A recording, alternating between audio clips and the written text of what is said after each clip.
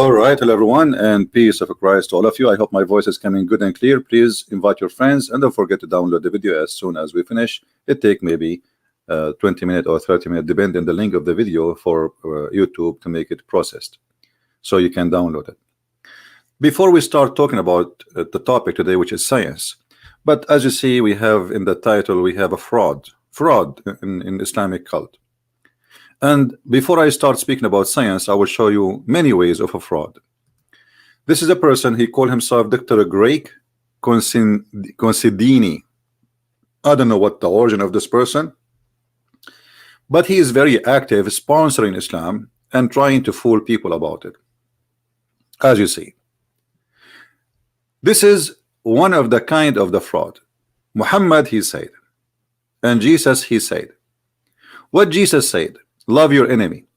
Okay, let me ask you, so as long you are sponsoring Islam, so why you don't ask Muslims how come Allah and his prophet did not say love your enemy? As long you are desperately trying to say to us that Islam is a good religion and Islam have a good teaching and Islam is a wonderful belief, so why you don't ask yourself where in Islam we can find it says love your enemy? Did Muhammad love his enemies?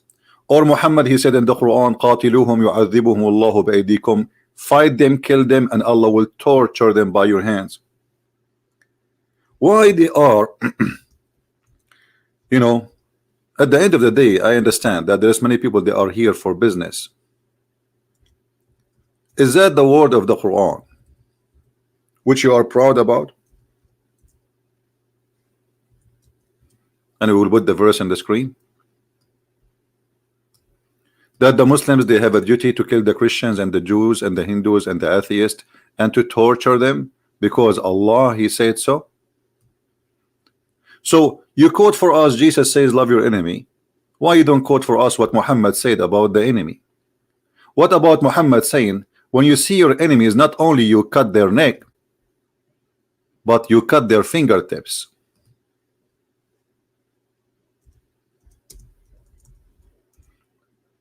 The torture prophet, not only he want to kill his enemies, cut their necks, but he enjoy torturing Christians and Jews and Hindus and Buddhas and cutting their fingertips. Why you don't show us? Those people, by the way, who they are involved heavily trying to promote Islam, you need always to ask yourself, can this person stand for a debate with me for 5 minutes, or he will start leaking like a car losing its oil? What Jesus did not do, condemn people. Jesus condemned liars, and you are a liar.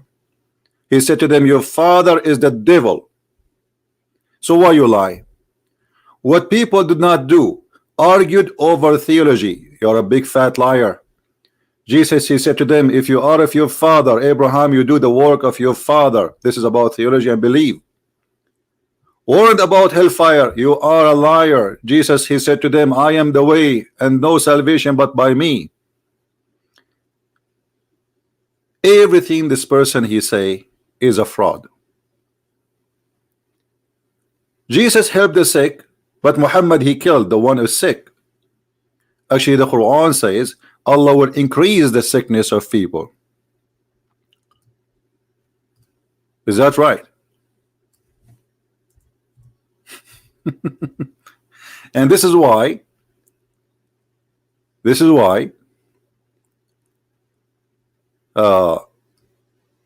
we find that Islam is totally the opposite of what is a Christianity is about.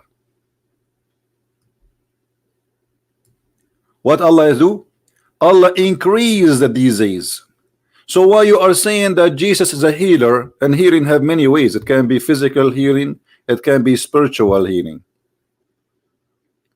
Allah is the disease vendor. So my friend, those people are fabricators and they are liars and they are not truthful, and we cannot take what they say. And this is why the Muslim, they use their names. Like this guy, he sounds like he's not born from a Muslim family, but it sounds like for me is a very much Muslim guy, and look, all his activities is between the Muslims. Does the New Testament predict the coming of Prophet Muhammad? You know, John chapter 14 verse number 16 and 17. This guy, his name is Dr. Greek. So he's doctor in what? He just said, and as you see in front of you, this is one of the level of the fraud, that Muhammad as the spirit of the truth. But is Muhammad is a spirit, you idiot? When you say Muhammad is the spirit of the truth, is Muhammad is a human being or he is a spirit? And the same verse you are talking about, that the spirit will stay with them until the day of judgment, Muhammad is dead. This is the fraud. This is what happened when you get an ignorant fraud on the stage. He shoot himself in the foot and people laugh at him. Everything you say is a joke.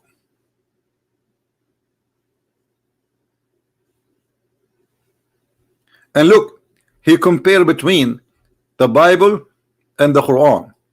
He says in the book of James chapter 2 verse 24, it says, you see that the person is considered righteous by what they do. Okay, let me ask you, when the Quran, and you are saying to me here, there's a verse from the Quran saying, and those who believe to do righteous good deeds, they are the doers of paradise. But what is righteous in Islam? Righteous in Islam is to attack and to do jihad and to kill the Christians and the Jews. Moral of a story, actions speak louder than words. Thank you very much. Here we go. This is the moral of Islam. Let me get you busted before even, you know, because as long we are talking about a fraud. Action speak loud. Action what? Speak loud. This is what he said. You see how the actions speak loud? Muhammad saying, I've been ordered to kill all mankind, not to save them, until they do this and this and this, and they say this and this and that. So why you are a fraud? Do you have even a shame? No, you don't. And Muhammad making it clear for us that he will kill anyone who don't believe in Islam, and this is the only way to save yourself from being slaughtered. And not only that, the only way so Muhammad will not take your property. Muhammad is an official thief. Do you see it? And not only you have to say shahada, and not only you have to pray, but you have to pay Muhammad money, and you have to eat as he eat and pray as he pray. And all of this is authentic. So do you see how we can get you busted with your false propaganda in 2 minutes? I'm done with you. You're a false man.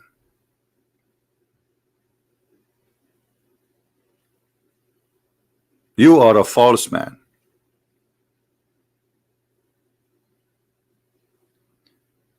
Look at this here. A Christian said to me last night, Islam does not have something similar to love the neighbor like Christianity. I pointed the Christians to the word of the Prophet Muhammad. Whoever goes in bed while his neighbor is hungry isn't a true believer. But this is, my friend, this is about the Muslims. Let us see what the Quran says and get you busted. The Quran even forbid Muslims to be friends to their own family.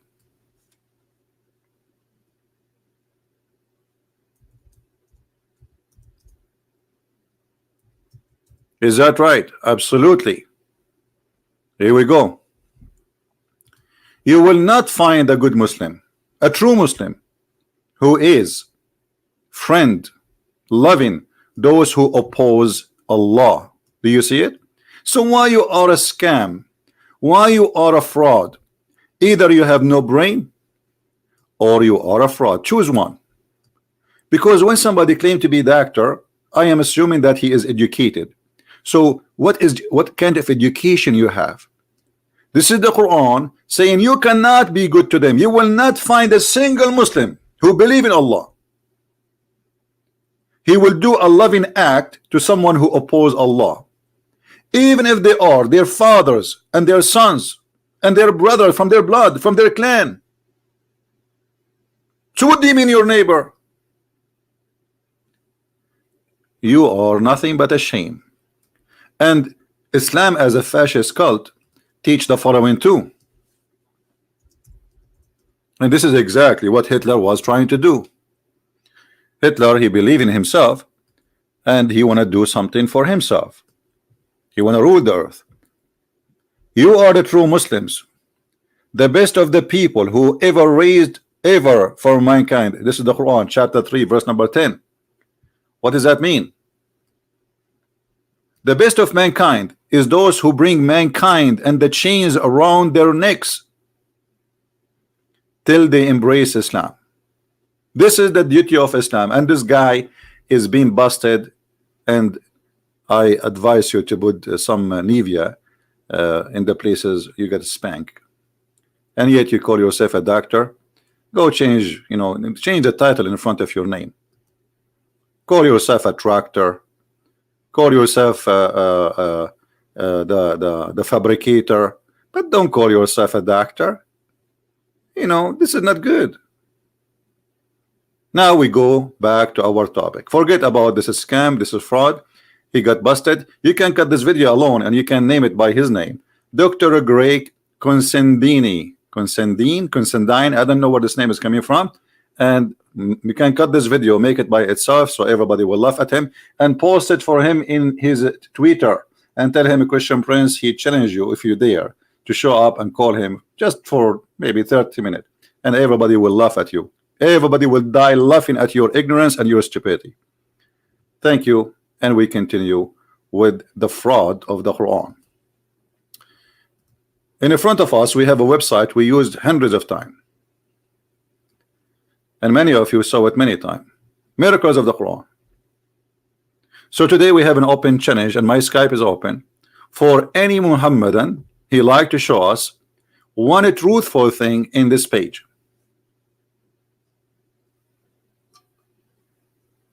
We don't want to attack him, my friend. We are not attacking him. We are exposing him. There's difference between attacking him. Be careful when you use words. We are not attacking him. We are getting him busted. That's all. We don't attack people. Do we have any Muslim? He have the courage and the knowledge to call us and choose any of those who they are in the page. Look how many. And my duty to show you that every single one of them is a fraud. Who want to do that? Look how many miracles Allah have. Look. Amazing. This God, he knows everything. You name it. All those things, mathematics, DNA, neutron, electronic, water, human, atoms, the honeybees, the pharaoh. I mean, you name it. Who is a Muhammadan would like to call us and show us one of them is truthful? This is what the challenge is, to make it simple for you if you don't understand. Can you show me one of those is not a lie? Just one. Who is a Muslim want to do that?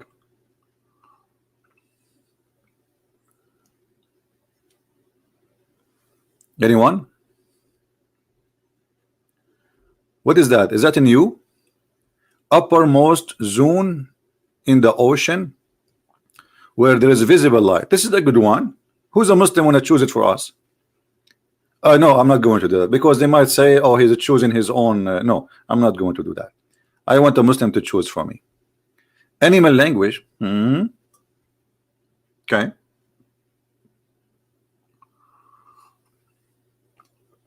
Anyone? Gender.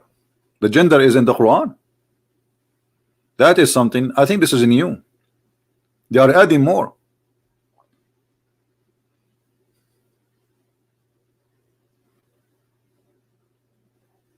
Anyone? Who is a Muslim would like to call us?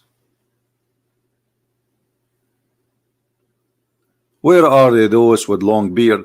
You know, this guy with his name Mimi Hijab, he is making a gang against the Arabian the apostate prophet. They are ganging against him because he's ex-Muslim, you know. So this is very embarrassing for Islam that a Muslim who was a Muslim from a Muslim family exposing the stupidity of the Quran. So they gang against him. And I was saying to myself, is it time for them to gang against me? I mean, why you are going after that one when this guy, he is making a video once a week? Or maybe because he's an ex-Muslim, making a lot of Muslims leave Islam too. Well, I'm making a lot of Muslims leave Islam. I don't think there is somebody was able to accumulate a number like the one I did. Where are they, those, the big sheikh? Where is Shabir Ali with his white beard?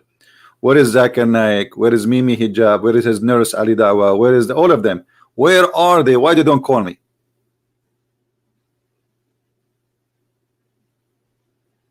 Someone saying what is number 19 in the Quran, my friend, it's a lie. I made a video about it. You can watch it because that will take time. But number 19 in the Quran is a fabrication made by someone, his name Rashad Khalifa, and the Muslim themselves, they killed him because in order to make the number 19 work, he had to delete some verses from the Quran. However, number 19 is not valid. This is only valid for the fool. And just to, as long as you mention the number 19, actually, let us see it here so we can read a little bit. Do they have it here? Do they have number 19? Anyone see it in the page? I don't see number 19. And the funny, the most famous one who speak about mathematic miracles in the Quran is Shabir Ali.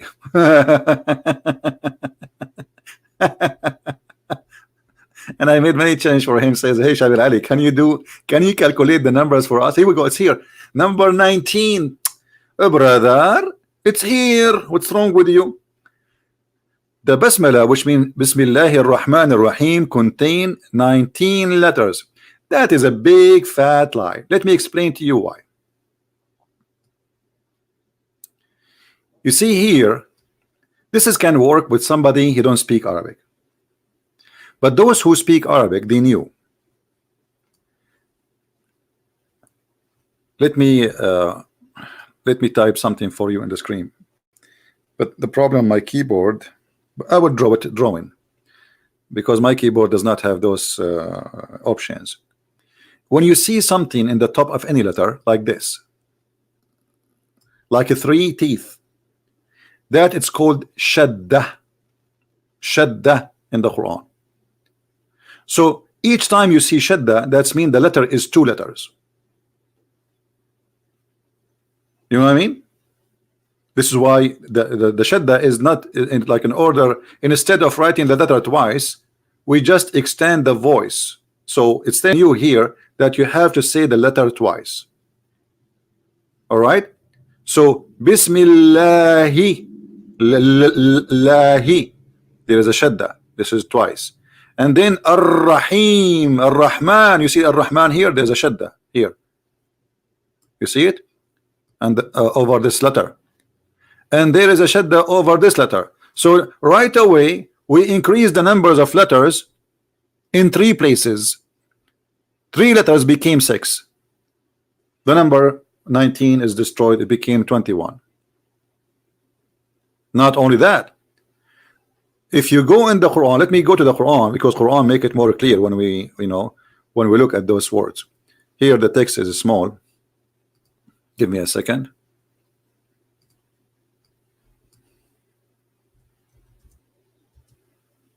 All right. Here it's more clear. Do you see this is small, little, tiny thing? You think I can make it bigger? Hold on. Yeah, I think this is better. Is it clear, guys, for you in the screen? Do you see all those things in the top of the letters, under the letters? Do you see them? The small things? I hope you can see them now. So look what we have here. Let me make it thin. Here we have the shadda, and this is the shadda how it look like. That will make this letter 2 letters. Here we have a shadda, Ar-Rahman. And by the way, you can see a video made by Nu'man Khan, and he is explaining to you the same, that those are 2 letters, not 1. So don't think this is a Christian Prince saying that, you know. Even they themselves, they agree. And here there's a Rahman, and here in the top you see the Shadda in the top of the letter, which mean here. That's mean this letter is 2 letters. And here the Ar-Rahim, you see, say Ar-Rahim. So we have more than one Ra, Ar-Rahim. So this is letter number 3, and this is Shadda. So right now we have 3 letters added to the calculation the Muslim did not consider, because it's a fabrication. Additional to that, do you see here it says Ar-Rahman? There's something here small. Do you see this letter here? This is Alif. The word Rahman in Arabic is not without Alif. This is the mistake in the Quran, but even the Muslim, they correct it and they added this little tiny thing Alif here. So it became like a decoration, but we pronounce it. So Ar-Rahman is letter number 4. And not only that, we are not done. In Arabic, there is nothing is called Bism. In Arabic, here there's a letter, it's called Bi-Ism. Bi-Ism. So how many letters now we have extra to number 19? Let us count together. You see how easy to get it busted?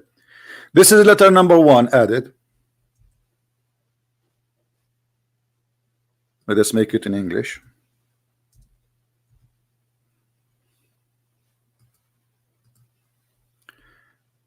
Let us make it in blue actually. Hold on.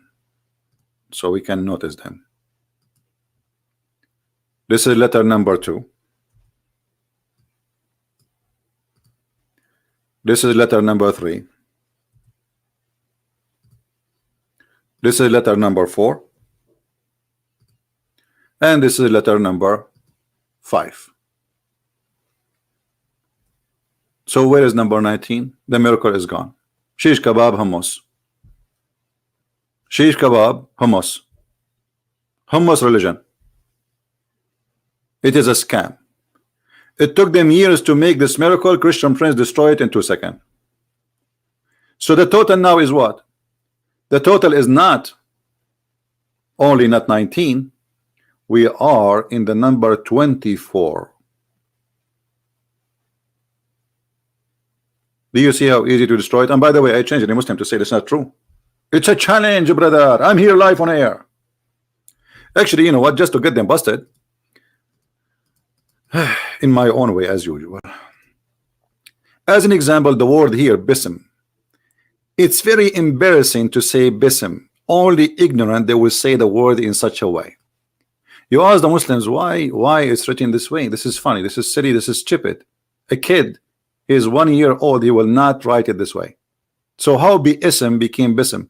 They say the scholar says because it's easier to recite. So look what they did. Not only the Quran is not accurately correct in Arabic, Quran fabricate Arabic and damage Arabic just to make it able to sing it, because Muslims they sing it. But look what happened. This is the Quran. Remember, I'm going to take a snapshot for this is Bism. Oh, you know what? There's no need for a snapshot. I will open different browser and we will do the same.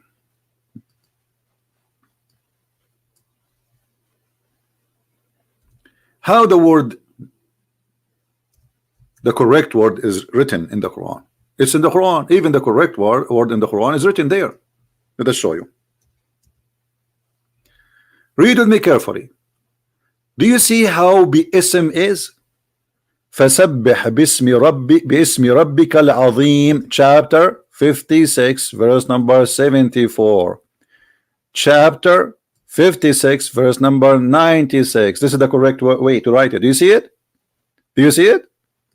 Chapter 96, verse number 52. Bi-Ism. Chapter 96, verse number 1. And remember, this is the first chapter Muhammad received. This is the first chapter Muhammad received when the angel he squeezed him 3 times, as you remember. Because in Arabia, if you squeeze somebody 3 times, he became a different person. This is why the angel Jibreel, peace be upon him, he squeezed the prophet 3 times. Muhammad before squeezing wasn't a prophet. Muhammad after squeezing, he was activated to be a prophet.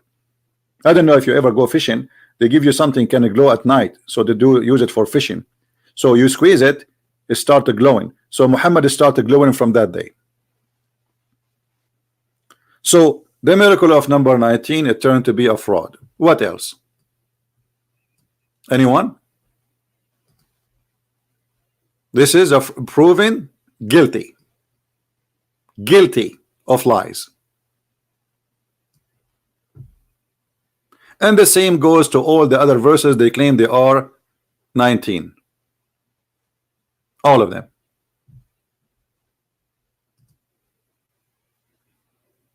What else?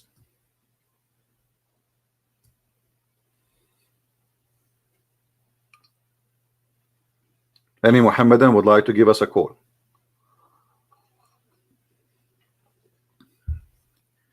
Volcanic gases in the Quran. I think this is in you too. I'm really became curious. What is this? The Quran speak about volcanic gases? If. And look, they put for you HVOH, H2O, SO4, SO2. This is all in the Quran. If. فجعلنا عاليها سافلها وأمطرنا عليهم حجارة من سجيل. And we made, and we turn it upside down, and we ruin down upon them stones of what? Pomic? Let us go and see the Quran so we can laugh at the story here. You see, always the Muslims, if we read a verse, they say to us, you are taking it out of context. So ask yourself, why the Muslims don't show when they speak about scientific miracle? Why didn't show the verses before and the verses after? I mean, what? Why you are just quoting for us that verse just to show you the science of the Quran? We are talking about hijara min sajil, and this is appear in many verses as you see in the Quran, chapter 1:5, chapter 15, chapter 11. In chapter 1:5, the Quran, the book of science, claimed that Allah he sent F-16, which is bird, and they throw rocks at elephant and they destroy them. And the elephant army was coming to Mecca to destroy it. Now nobody should ask why and how in the world anybody can believe that elephant can travel all the way to Mecca in the middle of the desert, when an elephant he needs 600 gallons of water a day to drink. 600 gallons. How you can take an elephant army all the way to Mecca? And then Allah he sent his birds, and they swarm in the top of the army, and they throw, brother, rocks. And this is the chapter of the elephant, as you see. Don't you see what happened to the people of the elephant? No, I did not see. Did you see it? Who of the Muslims they saw this? Did Muhammad even see it? No. And this is what makes it funny when Muhammad says, did you see it? Don't you see? This is a legend. No, nobody saw it. And as long Allah will send, and he will throw rocks sent by birds, why Saudi Arabia is buying the F-16 from USA and buying Patriot? Just a few weeks ago, the Houthi, they sent the missile to Mecca, and the one who protect Mecca from the missiles, it was the American. Where is the birds of Allah? Then we go to other verses where we're speaking about those. Let us go and see here which verse they choose for us. Chapter 15 verse number 74 and chapter 26 verse 173. Let us go to 1574 first. 17, what did he say? 17? Did he say what? 1574, sorry. This one. All right.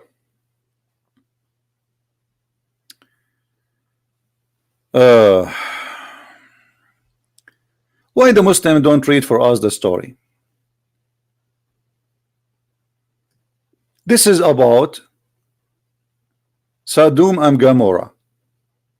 What this have to do with even Islam? This is a story Muhammad he stole it from the Bible.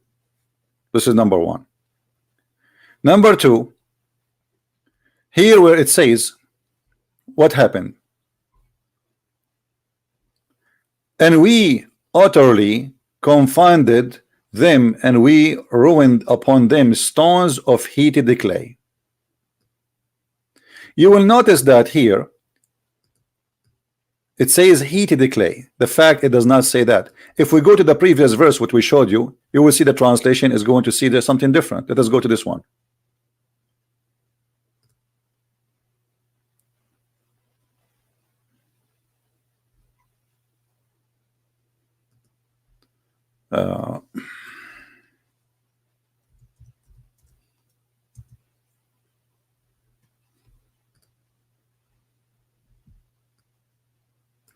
Do you see how the word here is backed clay? Do you see it? But this is the same word, sijil. So how sijil in the other verse? This is the same translator. This is the same translator. How here in this verse, sijil translated as a backed clay, which means already cooked in the past. And the other verse says heated clay. You see how they lie? So this is a clay, which is you make like a bricks from it. This is something that is very well known. When they make a brick, they make mud from certain kind of mud, and then they cook it. They expose it to very hot fire to dry it, to make it more solid. This is what he's talking about. So the Quran actually not only saying something stupid, the Quran taking a story from the Bible claiming that Allah he backed a clay and he throw it at them.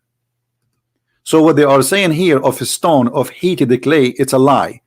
And take into consideration this is the same translator and this is the same word sijil. And here what he say, فَجَعَلْنَا عَلِيهَا سَافِلُهَا. This is not about that there is a clay will come from the ground. This is about that what it was in the roof will be down, which means Allah he destroy all their houses. You see how they lie? And you know what? Let us see what the interpretation of this verse from the Muslims, just to show you how they lie. Chapter 15, verse number 74.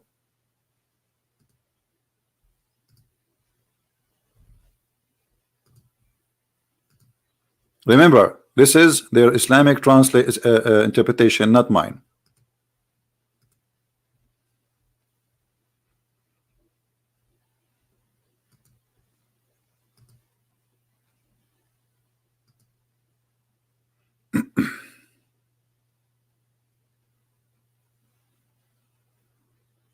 The website take forever.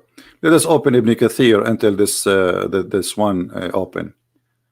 All right, because this website, Islamic website, Kingdom of Jordan, is really very bad. So this is chapter 15, verse number 74. You see, it's not open yet. We go to Ibn Kathir, and then we will check in the other one to see if it's open. And this is verse number from 73 to 74. All right, let us see what it says. What happened?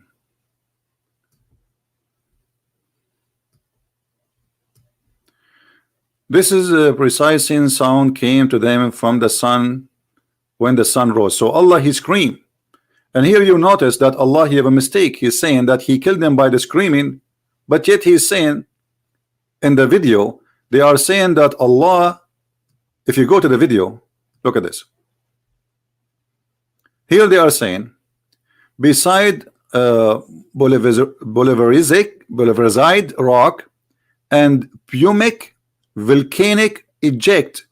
But this is not how Allah he killed them. Allah he destroy everything by his voice. This is what it says. See, so you see how they cut the thing. So Allah he screamed, and all the buildings because of his voice destroyed and fell on them. And let us see, and we go again to the chapter 15, verse number 74 to see the interpretation specifically of this verse. Let us go and read again the interpretation.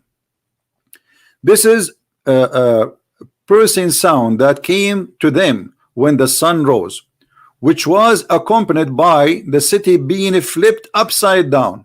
The city flipped upside down, and the stone of backed clay, sijil, raining down upon them. This is what happened supposedly. So Allah, he killed them before even he flipped the city. And the clay they are talking about is not coming from the ground. This is a raining clay coming from the sky. Allah, he sent it. This is not from the ground where the city is. Do you see it? And the proof of that, this is a backed stones which they use to prepare for the enemy or to prepare to build their houses. So already pre-made.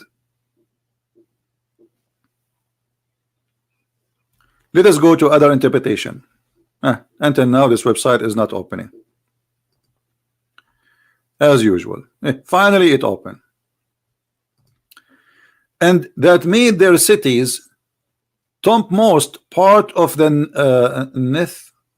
nearmost by Jibril, rising them the city to the heaven and dropping them face down. Jibril, he did that. So look what it is. In Islam it's about God screaming, and then God, he flipped the city, and then he made the roof upside down, everything fell down. And then Allah, he made rain from the sky, which is made from a clay, which is back to clay, not from the same ground of the city. And this is all happened by Jibril. Suddenly this is a volcano. But what happened in Sodom and Gomorrah is not a volcano, and have nothing to do with what they are saying. And here it says, and dropping them face down into the earth, and we rained on them stone of backed clay, clay backed in fire. Do you see it? In the Islamic website they make it as it is about a volcano. What volcano? First of all, volcano will take, you know, long period to become a volcano. It's not going to happen to be a volcano in a second. Secondly, where in the Quran it says this was a volcano? The Quran does not say that a mountain exploded. The Quran says that the earth where this city is destroyed. There's no volcano. And the Quran says that Allah, he sent down stones from the sky.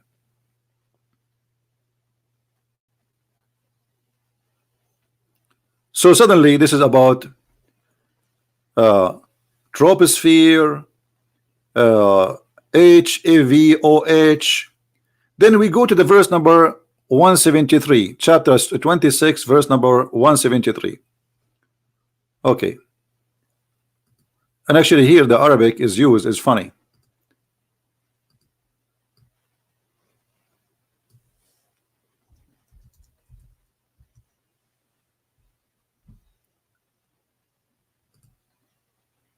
(26) 173. All right.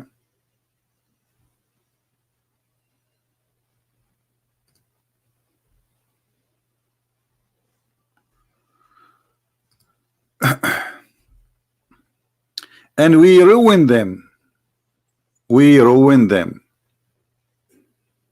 But I want to ask the Muslims, this is about what? Look here what the story, what happened. The story in this verse, in this chapter, changed. You see the story here in this chapter. The Muslims are quoting two verses from two different chapters. Here it says, and we rained on them a rain, and grateful is the rain of those who have been warned. In the Muslim website they say that this rain is what? Is it grateful? It was an acid rain. This is what the Muslims are saying. But look, if this is what the Quran is saying, that's mean this chapter here is lying, because it says that we rain upon them stones, not acid rain. The Muslim who quote for us the verses, he forgot that already Allah, he told us what kind of rain. وَأَمْطَرْنَا عَلَيْهُمْ حِجَارَةً مِنْ سِجِّيلٍ. Do you see it? It was a backed heated stones. Already it's cooked before. If we go and see the same chapter they are reading for us, chapter 26, verse number 173.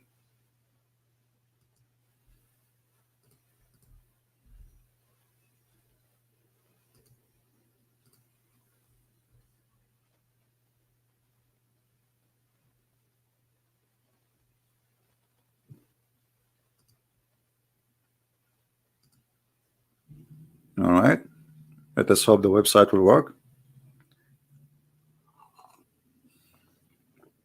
Come on, buddy. Okay, let us go to Ibn Kathir and tell this one work. What we can do.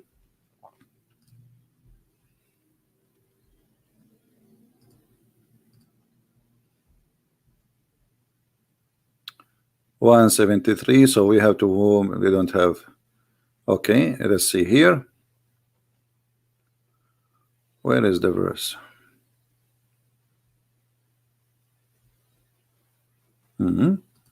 Like Ibn Kathir, he missed it or what? Where is the verse here?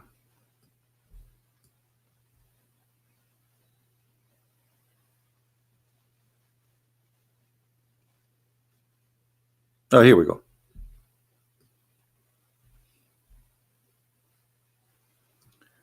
In the Muslim translation, they said something we cannot find really as we see here.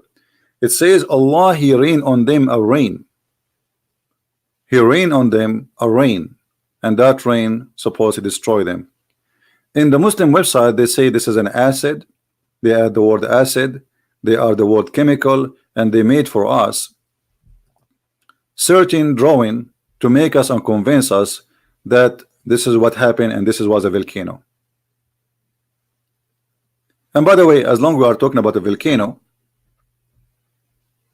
as long as we are talking about volcanoes, if Allah knew what the volcano is, how Allah He say in the Quran that Allah He placed mountains firm in the top of the earth?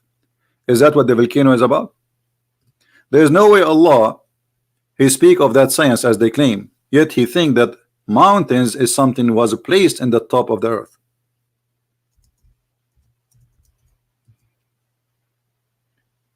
If you see here,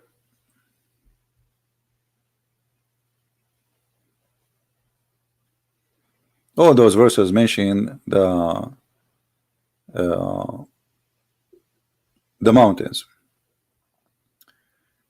but the most important is where Allah He said how He made the mountains. The mountains in the Quran, if you go actually to, let us see, go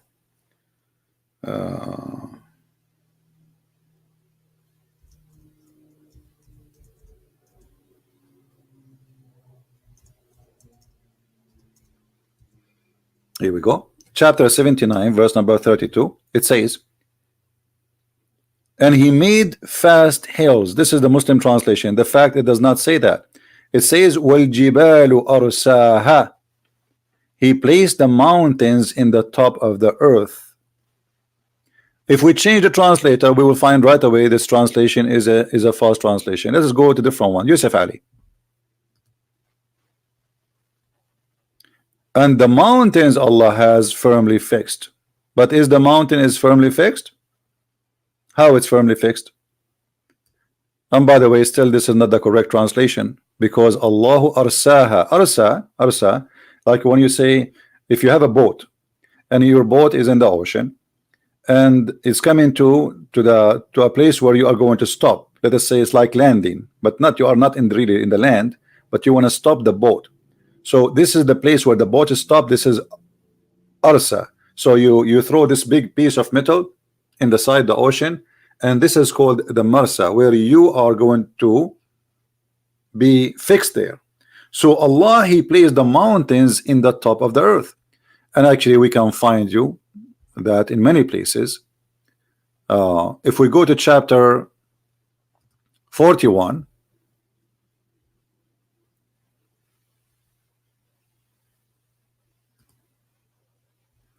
you will see here Allah saying, not me, remember, and He set on the earth mountains standing firm. Who set on the earth? Allah set on the earth mountains. So according to Islam, the mountains which is include the volcano, because volcano is one kind of the mountains. Allah, he put it in the top of the earth.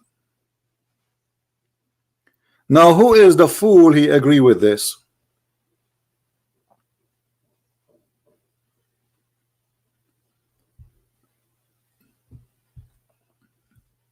Any Muslim agree with this? Is it true that God, he placed the mountains in the top of the earth? It is not from the earth, it's something he placed in the top of it.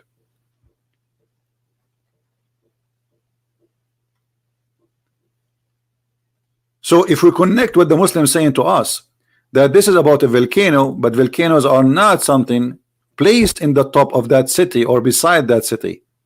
Volcanoes, they generated through a long period of time because of the magma pushing up the rocks and the ground, and that will create what it's called volcano. So what happened in the city of Sodom and Gomorrah have nothing to do with the volcano. This is a miracle of God. That is even stupid to say, because now all what you are saying, that the city was not destroyed because those people, they brought the anger of God on them. No, they were destroyed because of a volcano. So if this is what happened, how you can prove to us that this is what Allah he did?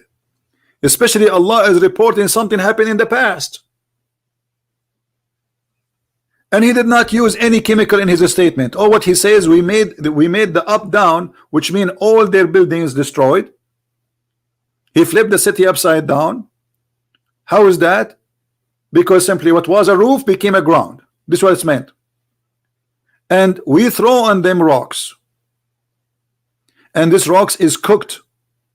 This is not magma.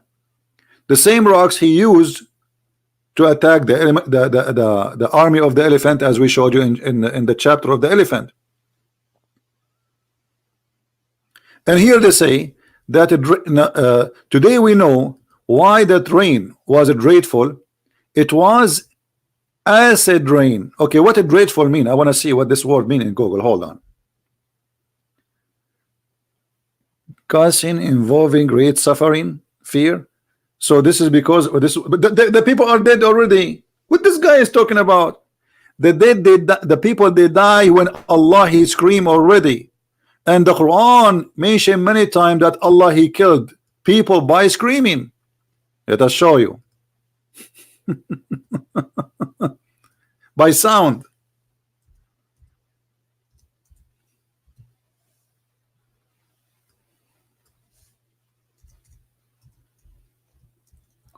Let us see this.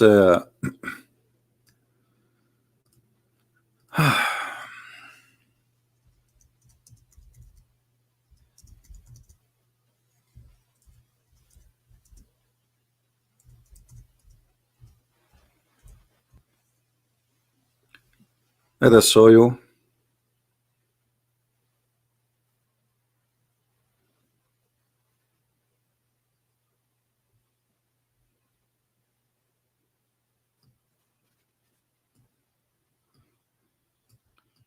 This website.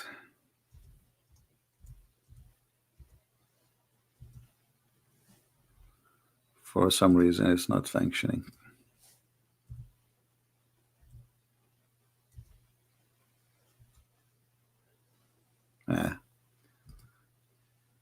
Give me a second.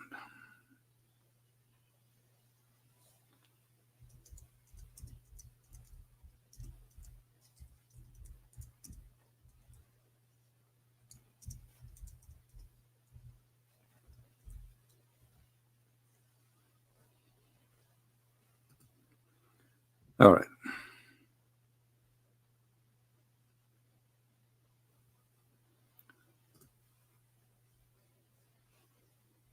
I will try to get you some reference so we can laugh together at what they say.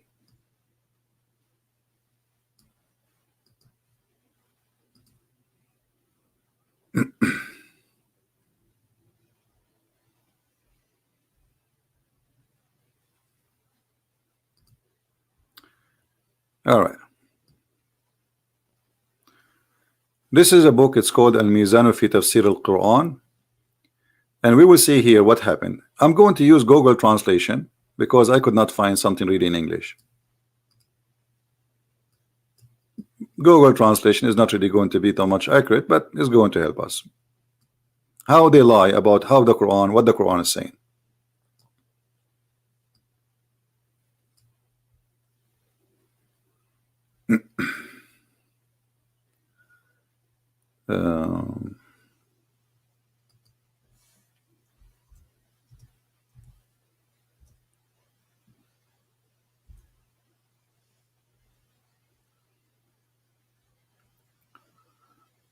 Which part? Man, this page is very long. Okay, then I have to use this one because this one is less. It's the same thing, but that the original page, I wanted to use it. So I'm going to choose here, translate to English. The Prophet of Allah called Lut and his people to worship Allah alone and with no partner, and they did not believe, etc. And then God ordered his angels to inflict torment them with what they were doing. So because of what they are doing, Allah, he ordered the angel Jibril, and later we will see it's Jibril, to punish them. How he punished them? Let us zoom in a little bit so guys can read better. At the sunrise was an agony of God. There was a screaming of God, and Jibril, peace be upon him, uprooted their village and lifted them to the sky, and then he turned them upside down. That's what it says. And then made them high, and then God rained upon them stones, which is a back to stones. Do you see it? So look what Islam is teaching for the last 14 centuries. Suddenly it became about acid. Suddenly it became about volcano. Suddenly it became about carbon. Suddenly it became about those people, they were burned, when the story is totally different here.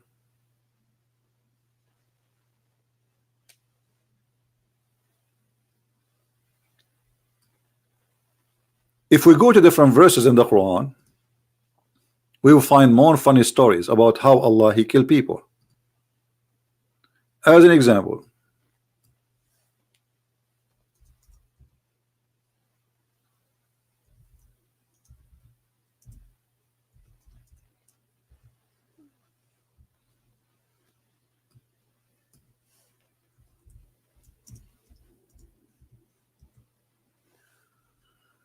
oh boy,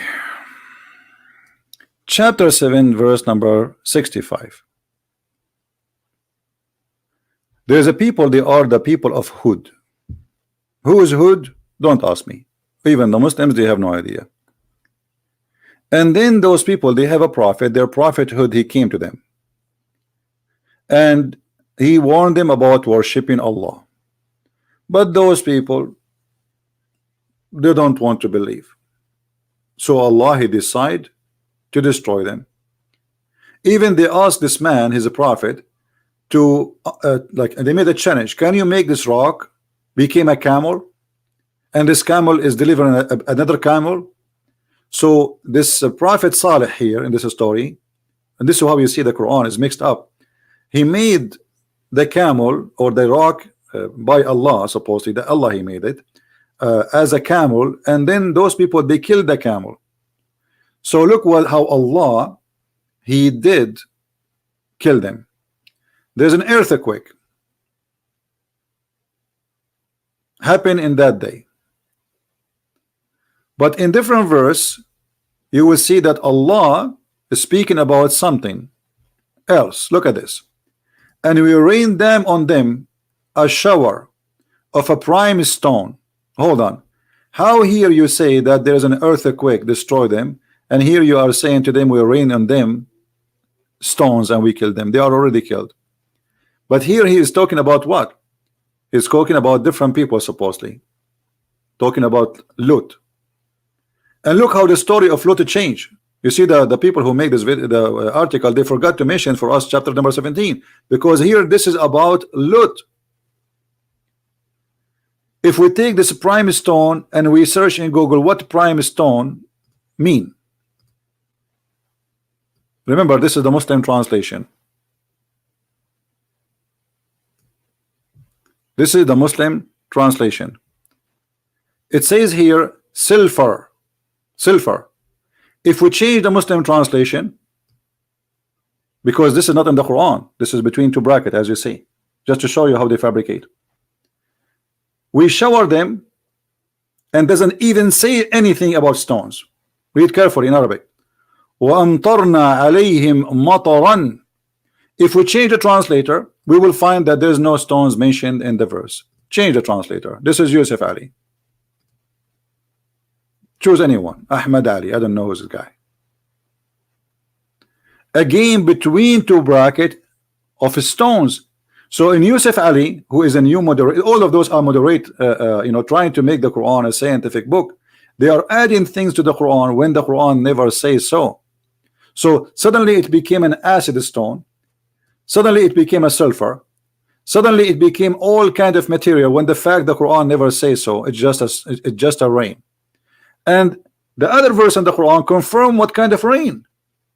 If you forgot, isn't it the Quran says that Allah will send the heated clay? So do you see how they lie? This is chapter 15, verse number 74. This is the same chapter they choose for us. So do you see how they change the meaning of the Quran to make it fit with their agenda? The Quran is so clear, says this is hijaratu min sijil. Hijaratu min sijil appear in many places in the Quran. As an example, the chapter of the elephant.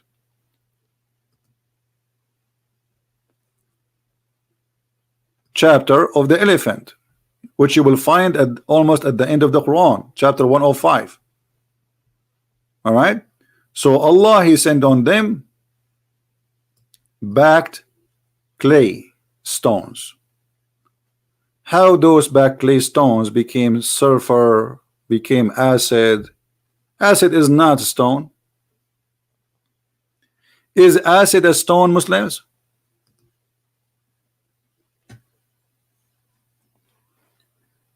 Do we have any Muslim here want to say something? Is acid a stone?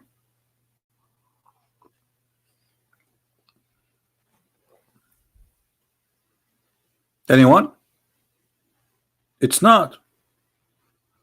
And as you see, this is a backed clay. It is a real, actually in Arabic it says, not only it says a stone, it says bihijara. Hijara, the word hajar, is a rock. It is literally a rock. And if you go and read the interpretation, look at this website, never work. The connection has limited out. The king of Jordan, his kingdom is bankrupt to the point even the king himself, his website is not working. All right. Look, this is the Islamic interpretation for the verse with it says, they said it is an acid stone. Look at this. And we have rained on them, a rain. We rained on them stones. Do you see it? But they said it's an acid.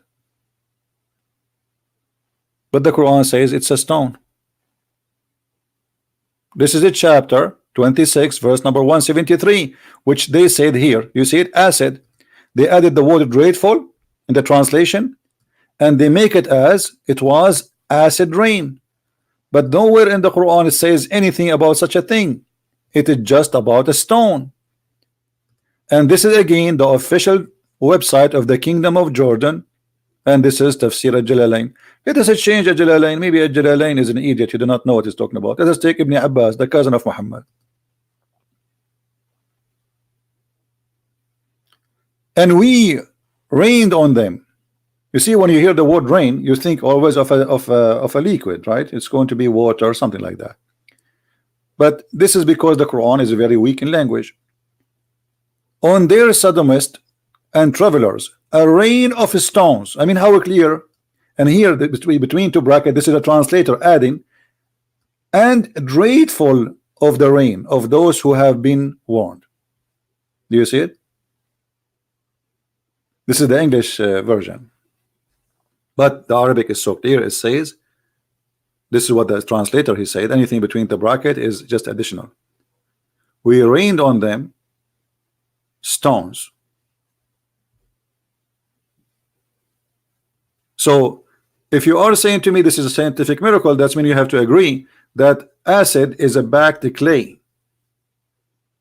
This is what you are saying to me.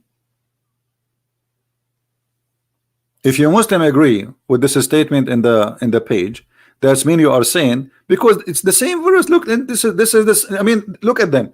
Doesn't say here, and we rained down on them stones. This is their translation. So if we connect this verse and this verse, then we have to accept that the rain which sent down is a stone, and now you are claiming that the stone is an acid.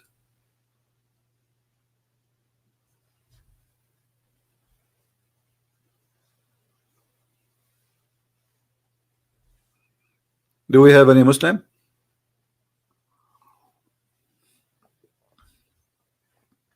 And remember, this is the same stones Allah He used when He attacked the elephant army. Those stones are not coming from the ground of the city. Those stones made by Allah, backed by Allah, and thrown by the birds of Allah.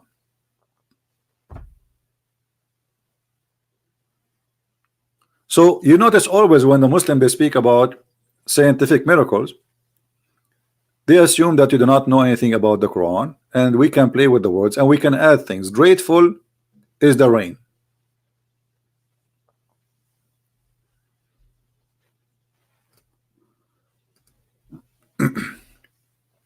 And always any Arabic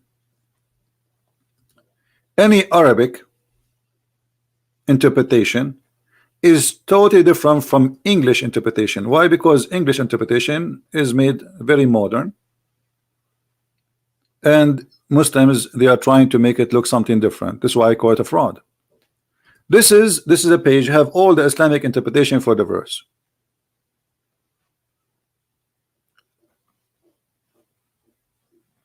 All right, this is Ibn Kathir. If you see Ibn Kathir in Arabic, is Ibn Kathir in English is different. Look at this is Ibn Kathir in Arabic. It says ay hijara min sijilin mandud, which is a rocks from cooked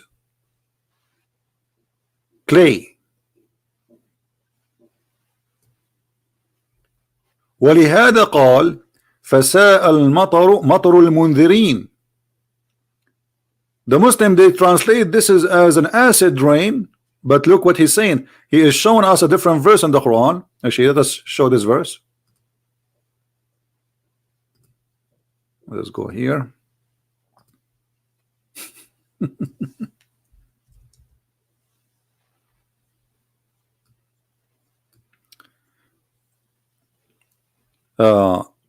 Chapter 27, verse number 58.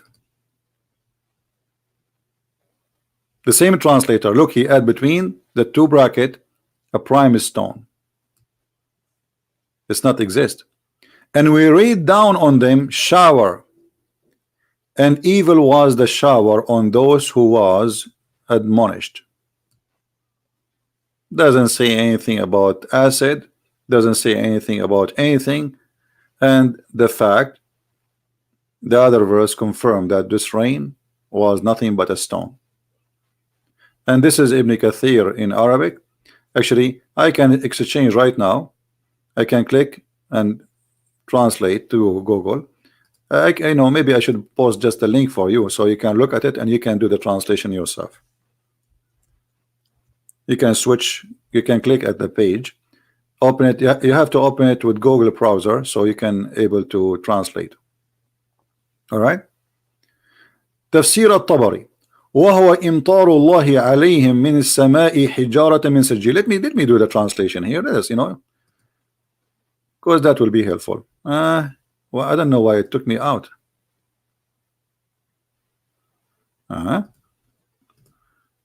Maybe because this is Firefox. Hold on. Let us use Google page. Okay, click at translation. Translate to English. All right. So all what I will do, I will search for the word stone in English. Is it acid or it's a stone? Let us see. Here we go. And we rained them rain, which is a stone. Do you see it? Which is the rain of God on them from the sky, stones.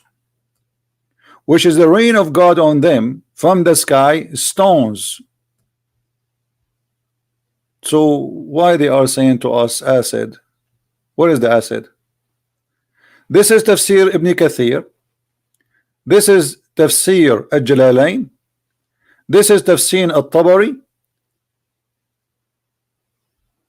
All of them, they are saying stones.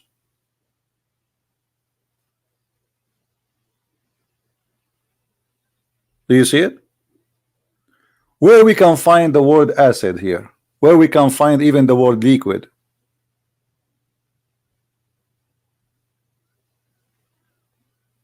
And remember, this is a story taken from the Bible anyway. So if I come with a story, somebody else long before me mentioned the story. I mean, where is the discovery here? You are not the one discovering something. But the story in the Quran make the story funny and make the story stupid, because according to the Quran, God, he sent rain of stones, which is backed by Allah in the sky, and he sent it down on them. All right. So they start adding acid, stone, and all the fabrication. So all of those things are not exist in the Quran, and this is why you notice they just only choose to us 2 verses from the whole story, and they add their own translation. Grateful is the rain. You see, and they highlight it for you what they want you to believe. Stones of Pomek, where it says that.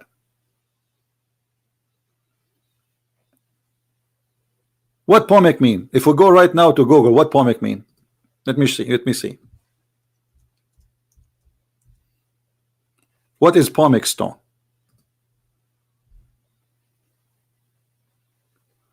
This is what is Pomek stone.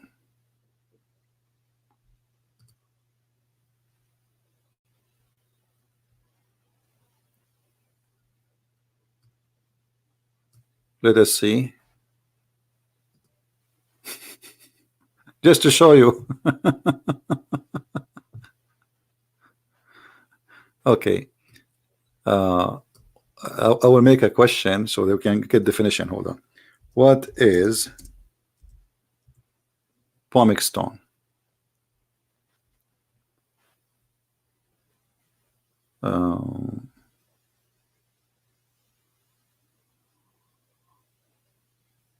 Okay.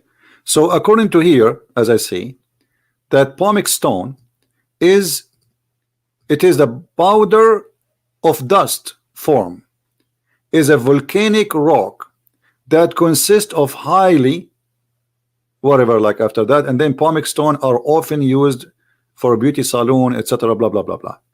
So here they are trying to, they put the word Pomek stone, which is not exist in the Quran. The Quran says hijaratun min sijil, it is a backed stone, not volcanic stone. So they change the word and they make it Pomek to make it this is a volcano, and Allah was talking about a volcano. And actually the whole article is based on a claim of a volcano, which is absolutely a lie, because this is not a volcano. What happened? This was a miracle of God. There was nothing there. It's not a volcano.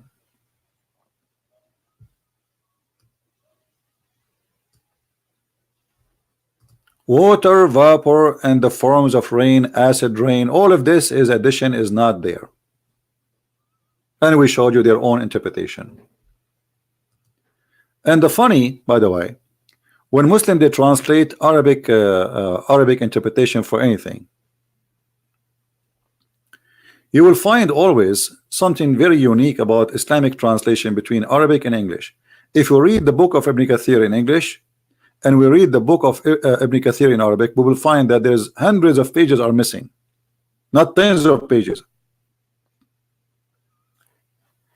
and the meaning is totally different. If you remember when I spoke about uh, when Muhammad received satanic verses, I could not find it in Ibn Kathir.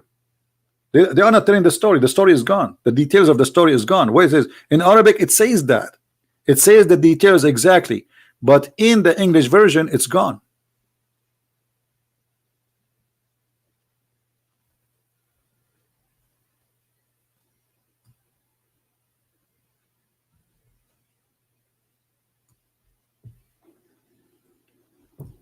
The Muslim through centuries, they never spoke about rain, which is from pomic stone, acid, etc. This is all a new propaganda to try to make it fit with the Quran. Says this is what the Quran is saying, and as you see, this is all their scholars.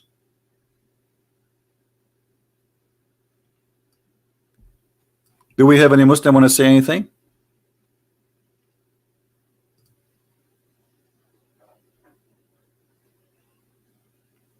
Anyone?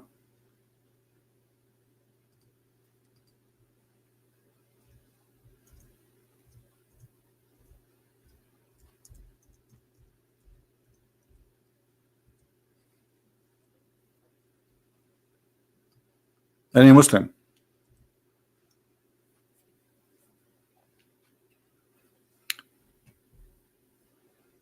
Where is the science in those claims we see in those verses? Nowhere.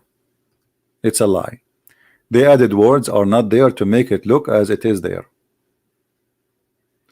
As long as we are talking about volcano, I want to continue talking about volcano. As long as there's no Muslims to call. Look, volcanic cases. Oh, this is the same one. No, this is the same one actually. This is the same one. I thought this is a different one.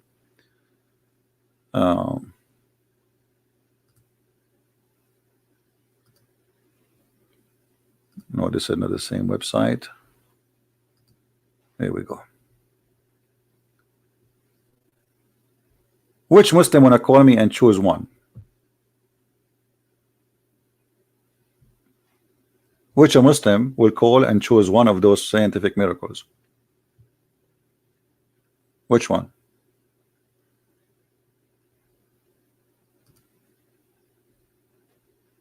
Anyone?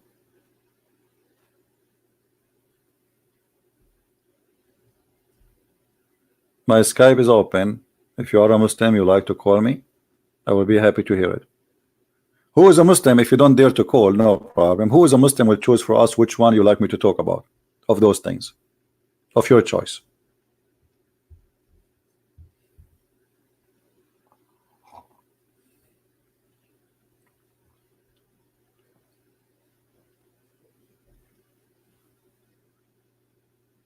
Anyone?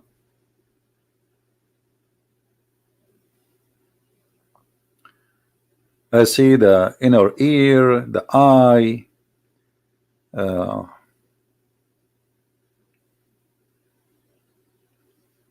Anyone?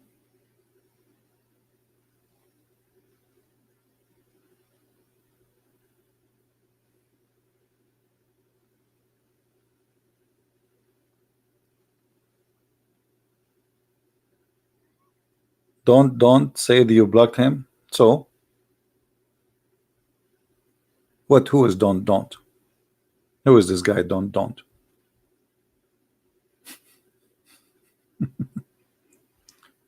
There's many Muslim kids, they send insult, I block them. Anyone? And you know, it's really amazing that Allah, He knew all those things the Muslim claim about acid, but Allah, He think that the mountains is something placed in the top of the earth after the earth was created, and He placed it in the top. By the way, why Allah He placed the mountains in the top of the earth? Anyone knows? As long as we are talking about volcanoes, as the Muslims claim.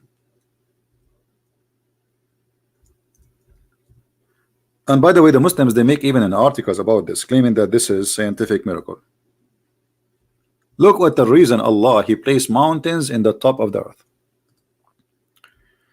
and we have placed in the earth firm mountains, not hills. This is a false translation. Lest it's a quick with them. Okay, hold on. How you are saying in the previous one about the volcano? Where is Mr. Volcano story?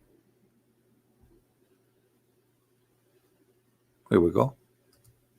How here you place for us a mountain, and you say to us this was a volcano, and yet Allah saying that Allah He placed the mountains so the earth will not shake on them.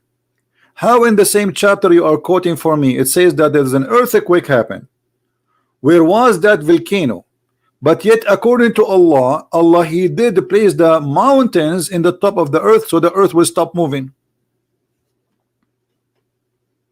Do you see it? Does it say with the clear Arabic? And this is the most funny translation. Does it say that Allah He placed the mountains in the top of the earth so it's not going to shake on them? And here, by the way, He says, lest it quick with them. But it doesn't say that. It says, so it's not going to be tamid bihum. What does that mean? Tamid not only is going to shake, like when you see like a surface that is say, I don't know if you know, like those like some people, they have a board, you know, and then they put a piece of wood in the top of it, so one guy stand here and the other guy stand here, you know what I mean? So if this piece of wood go down here, that is tamid. So what the Quran is saying, that Allah He placed mountains so the earth will not dance down, up, up, down. Now is that really true? Actually, the place where we have mountains mostly, which happen from the tectonic plates, is where the earth always shaking. As an example, Japan, if we search right now, how many earthquake is in Japan? But Japan, all of it is mountains areas. They have thousands of earthquakes, so the mountains is not doing the job. Some they will say to you, no, mountains help to balance, but the earth, the Quran is saying, so it's not going to move on you. But what happened is, when you live in those areas, the earth move most. There's a lot of earthquake in Italy, a lot of earthquake in Greece, a lot of earthquake in Turkey, a lot of earthquake in Japan. All of them, they share one thing: mountains.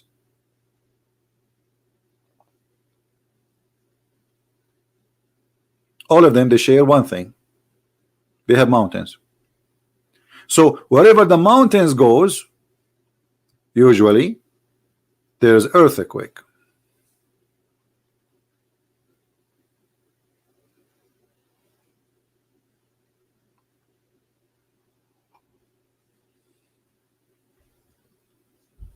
Any Muhammadan believe in this? If we go and take this verse interpretation, so people will not say I'm making things up. Chapter 21, verse number 31. Here we go. Again, what chapter? 21. Take a note. Verse 31. All right. This is a 21. And this is 31. And this is Tafsir Ibn Abbas, and this is the official website of the Kingdom of Jordan. And we have placed in earth. We placed in the earth. Guys, does it say we placed? Does it say we placed? Isn't it this is the first clear mistake in the Quran? Because if you place the mountains on the earth, that means the mountains are not part of the earth. If I say I placed my cup of tea in the table, that means the cup of the tea is not part of the table. Do we agree? Do we agree? The second you say I placed this on this, it means this have nothing to do with that. They are two objects. Who is a Muslim don't agree with my statement?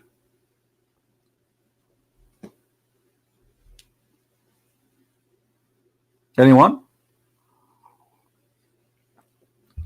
So how Allah is a smart scientific God, but yet he think that the mountain is something he placed in the top of the earth, so the earth will not be shaking, but the mountains are from inside the earth, not the opposite. If you search right now in Prophet Google, how mountains are formed, how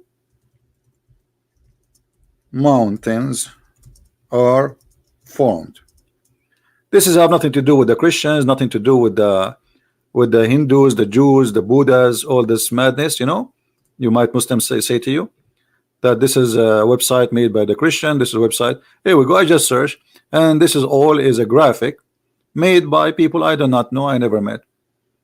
Mountains simply is coming from the pressure of the earth, which means they are part of the earth, not the opposite. It is not something being placed on the earth. When there's too much pressure, actually you can do that to anything. If you have a paper and you push from the two sides of the paper, the middle of the paper will go up. That will be a mountain. If this is a massive amount of piece of a ground, and all of this is in front of you. So when the Quran says that Allah he placed it in the top of the earth, that is a very clear mistake. Mountains can be formed either by volcano or by pressure or by a breakdown, but that will not be a perfect mountain, which means like suddenly like a two tectonic plate, they move and they make the crack, and then there is a deep valley and two sides they are high, but that will not make them really mountains. So volcano or a pressure of the tectonic plate, but Allah saying something different. Your God saying that Allah, actually this image here will explain it to us better. This is exactly what I say to you. There's a pressure from the right,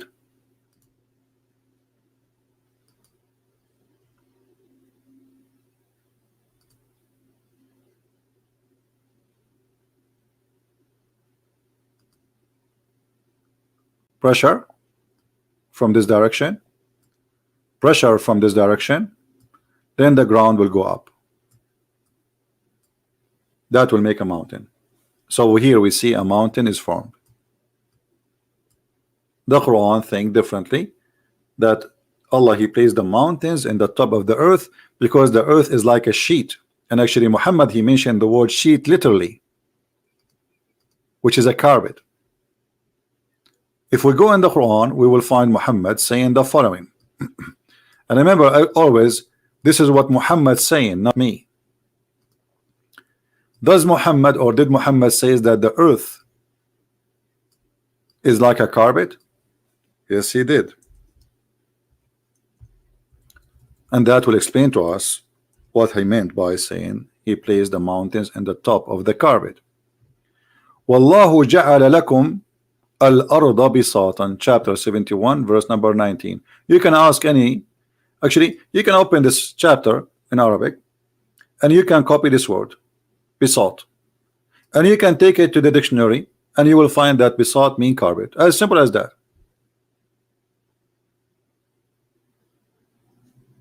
It's a flat piece. In the old days, you know, depend in the location, they used to make it some from the dry grass, like depend who you are, like, you know, farmers who they cannot afford to buy fabric, so they used to make it from the leftover grass from their goods. If I search right now in Google bisat, I will search for bisat and see what images Google will give us. Hold on. This is besought, and this is images.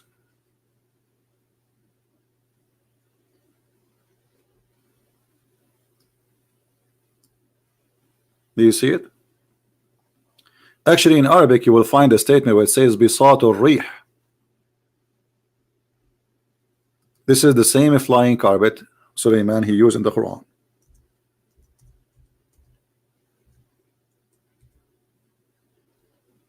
See, I search for bisat or rih. This is the word bisat. This is the word rih. Rih mean wind. Bisat mean carpet. And what I get? I get this. I get Sinbad flying in his carpet. So the Quran confirmed that Allah He created the earth in chapter 71, sorry, verse number 19. And look at the Muslim translation. And He has made the earth a wide expanse for you. It doesn't say wide, it doesn't say expanse, it doesn't say what they are saying. It says a carpet. Let us change the translation. Maybe we can find different honest, little honest, I mean little honesty somewhere, somehow. This is Biktal. Let us see different Abdul. Hilali and Khan. Here he made the earth widespread. Where it says wide, and what is a spread? It doesn't say that. Let us go to the interpretation to save our time, because obviously all the translators are liars. This is a chapter 71 verse number 19, and this is the official government of Jordan again. Verse number 19. Display. Look, Allah He made the earth wide expanses for you. This is the first translation. Change the translator or change the text. Earth, and God has made the earth a flat, open expanse for you. Do you see how the difference is? It's a flat. So the earth is a flat carpet, and then Allah He placed mountains in the top of those of this earth, so the earth will not be moving. As simple as that. This is what the verse is saying. This is the purpose of the mountains.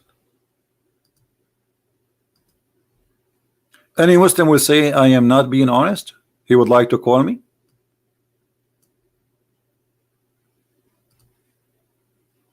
Who is a Muslim would like to give us a call? Anyone?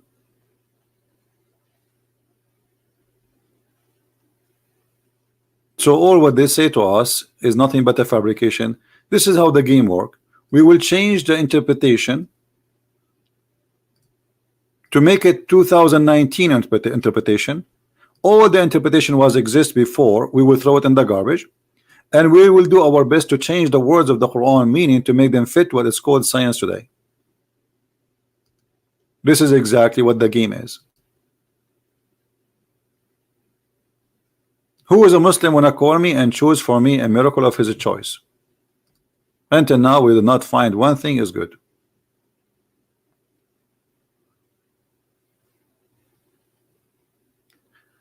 Somebody saying, Mr. Justice saying, when Allah He made the earth like carpet, He made it comfortable for us.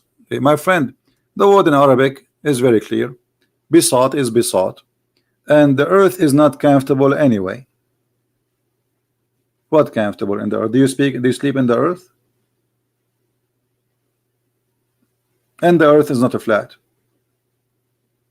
and it's not a carpet. So when you say He made it comfortable for us, that's very funny. Remember, He is saying He made it as a carpet, and He placed mountains so this carpet will not be shaky. So how comfortable it is by having mountains, and the purpose of those mountains, they will not shake, or they will not allow the earth to shake. And not to forget that the earth is continually is moving.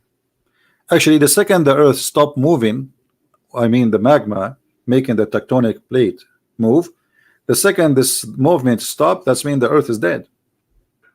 That's mean the earth is out of energy. And this is why you Muslims, you pray to Mecca, in the direction of Mecca. How somebody can pray to Mecca from USA? So why you say I want to pray toward Mecca? And there is tons of verses saying that the earth is flat.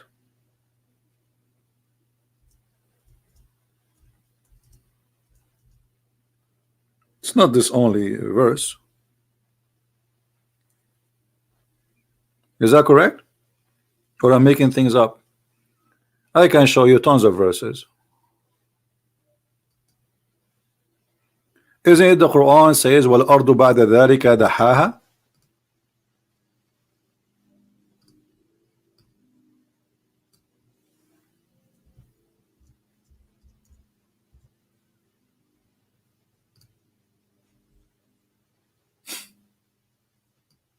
This is the shape of the earth, and this is your Muslim translation. وَالْأَرْضُ بَعْدَ ذَلِكَ دَحَاهَا. It says he spread the earth. Okay, if the earth is not flat, how he spread something not flat? If the earth is in the shape of a globe. And by the way, when he say he spread out, it is a little bit close to the meaning, but it's not totally accurate, because the word daha, do you know those things you make the dough with, like your mother, she uses it in the kitchen when she is making for you a bread? Anyone knows what the name for them? What they call them? The ladies they use in the kitchen when they make a bread or cookies or something, where they it's like a piece of wood, have two handles, and she pushed in the top of the dough, and that will make the dough flat. That's what the ha mean. That's exactly what the ha mean. Rolling pin. Okay, rolling pin.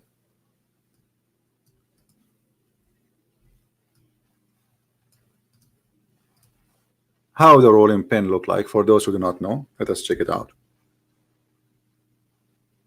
This is how the rolling pin look like.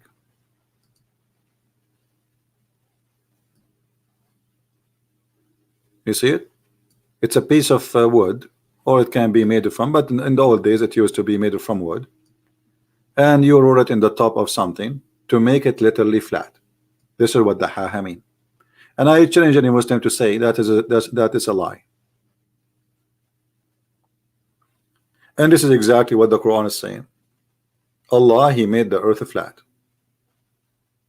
And then, as you see, and then the mountains, he put it in the top of the earth. So first he made the earth flat, and then he placed mountains in the top of it. How this can be from God? Chapter 79, verse number 30. Let us see the interpretation. Because Muslim, they might say Christian Prince is saying these things to you. It's not true. Well, we will see. Maybe, you know, this guy, he is not honest, and he is trying to make Islam look bad. All right. Do you see it? And after that, he spread out the earth and he made it flat. Does it say that, or I'm making things up? This is Tafsir al-Jalalain, and this is the official government of the Kingdom of Jordan. That is your Quran. You see the science of the Quran?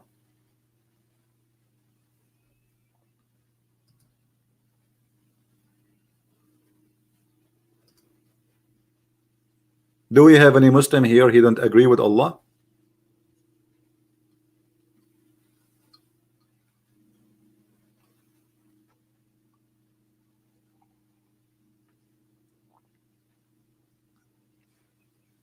Earth is level and a stationary plan. What does that mean? Who is a Muslim would like to give us a call and explain to us how Allah he think that the earth is flat. How Allah he come to such a wisdom?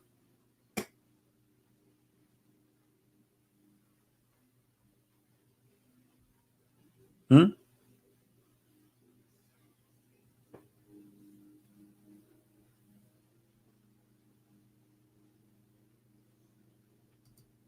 Actually, even the Quran, in different verse, he says this. I just remember.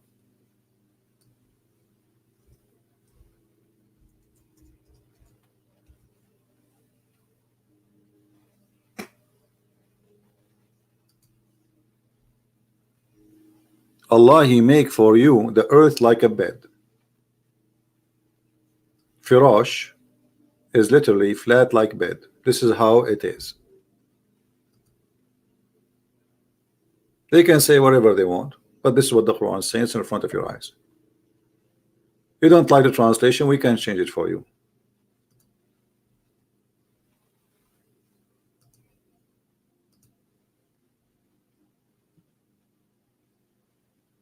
Allah he made it, he spread it out. If the earth is not flat, then how he spread the earth out and he make it like a bed for you? You see, I can take those things in a metaphorical way, but obviously the Quran is not speaking about something metaphorical. He's talking about how he created things, what he did to Noah, as you see here, how he built the sky, and he is surely he can do more. And here the Muslim they lie about this one, by the way.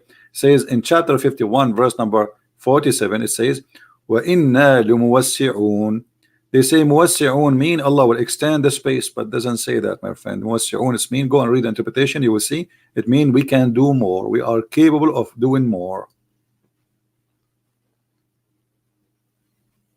So this is not metaphorical. If it's metaphorical, I can say okay, it's metaphorical. You know what, we cannot say this is really how he created the earth. He is just metaphorically saying okay, you live there, I made you live there.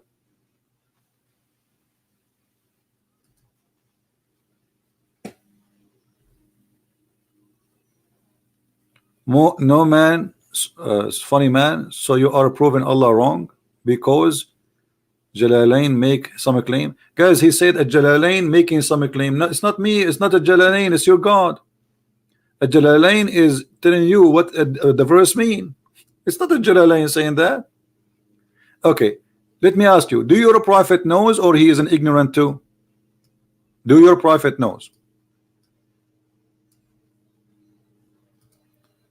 Do Muhammad knows what Allah he meant?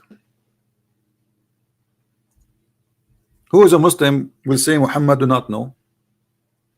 You were not there. Do you?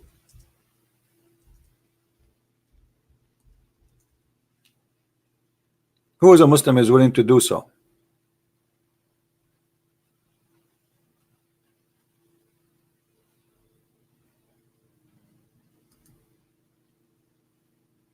Anyone?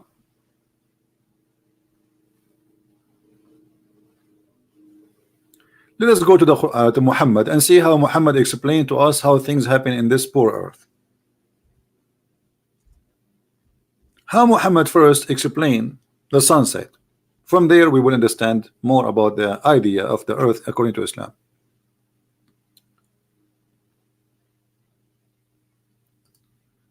This is Sahih al-Bukhari and this is your prophet talking, so please show respect. Otherwise the prophet of Allah, he will send you, he will cast you out of heaven and you will not have 70 women, have no panties. The prophet of Allah asked me, at the sunset, do you know where the sun goes? At the time of the sunset, I replied, Allah and his apostle know better. He said, it goes, i.e. travel, till it prostrate itself underneath the throne and take permission to rise again. Okay, so Muhammad is explaining to us what is the shape of this earth. This is the earth.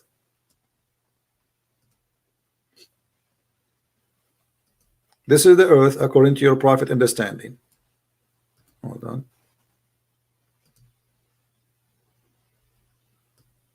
This is the earth. And the sun, her majesty, come every day from the east. Let us fix this.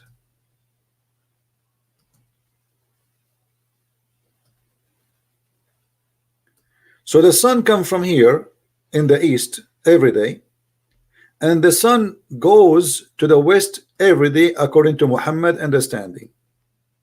And the sun keep going, and then it's going to go, as the Quran says, the sun set in the murky water. So if you say to me Jalalain says that, that would be silly of you, because the one here is talking is your God Allah, okay, Muhammad. So Muhammad in his own statement saying that the sun every day goes from the east to the west, and this is what caused the sunset. This will happen only if you believe that the sun is moving and the earth is flat. Correct, guys? So are you going to say to me now, Muhammad, he have a wrong understanding of how the earth is created? So Muhammad is standing here and he is observing the sun. The sun is here now. The sun is here now. The sun is here now. The sun is here now. The sun is here now. And then the sun is going down and the sun is setting and the sun disappear. The sun set in a spring of murky water, as the Quran said. So when your prophet he says that the sun goes, i.e. travel, he got himself and he got you busted by the belief you are trying to defend. Because how this can be from God? The sun does not go anywhere. I mean, this is even a kid in elementary school, he will know that. And this is a Sahih hadith. So Mr. Justice, are you going to say that Allah, he did not teach Muhammad the correct meaning of Islam and what he meant? Are you willing to say that Muhammad is an ignorant? He do not know what he's talking about? Who is a Muslim want to say that?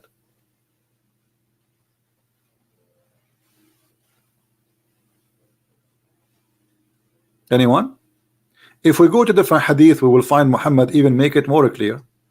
The Muslim, when we showed him the verses in the Quran about the sun set in a murky water, which is a spring of water, not ocean as they claim.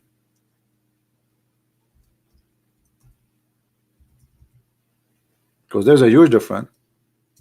They say to you, oh, Zulqarnain, he thought it's appear in a ocean. He saw the ocean, he saw the sun going down, so he thought this is how it is. But the verse in the Quran doesn't say anything about that. The Quran said, until when he reached the sitting place of the sun, he found it sitting in a spring of a black, hot, muddy water. It's a spring of water, not an ocean. And the second you say a spring, it's something small.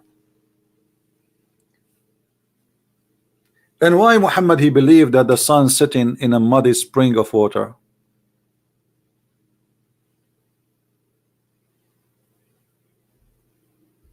What this guy said?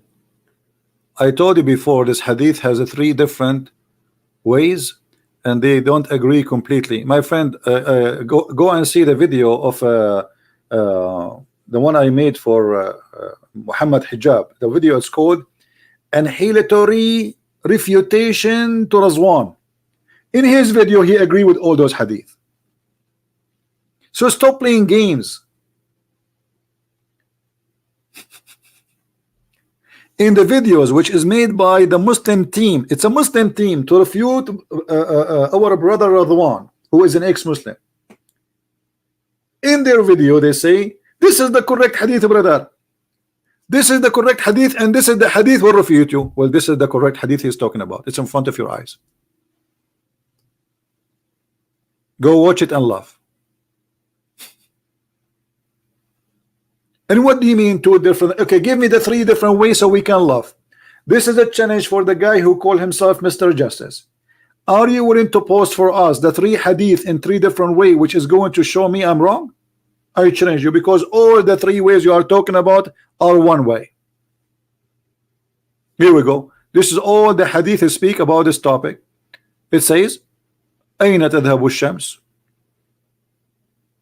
This is all of them. You see it? This is all of them. Which one of them you approve? Which one of them you approve? Tell me. Give me the one. Choose one. All of them, they are saying the same.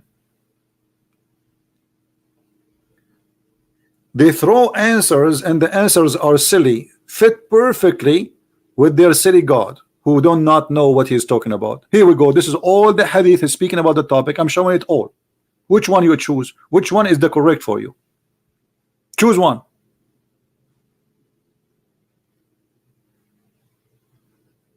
Huh?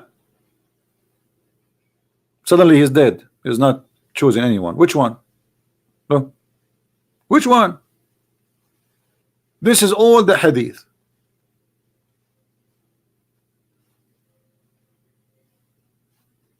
Yeah, I know he's Mr. Bus. Abbas, the smart Abbas. And this guy's a kid. Which one is the correct one? Give me the number, Mr. Abbas. Give me the number of the one you approve about this. You said there's a three-way of this hadith. Okay, give me the number of the one you approve, and we will put it in the screen so people will laugh.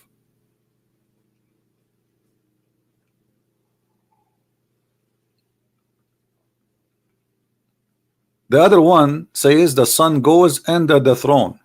Allah meaning in the day of judgment. Okay, guys. The other one says the son will do under the throne. My friend, all of them, they are saying the same. I feel sorry for you. I don't want to call you idiot, because if somebody is an idiot, he will get upset to give you the title. You don't deserve it. Listen, Abdul, I will go with you. Guys, he said that the hadith which is saying the son goes under the throne is the one he accept. Be my witness. He is the one who said that. Okay. Here we go. We will go and see how that will work.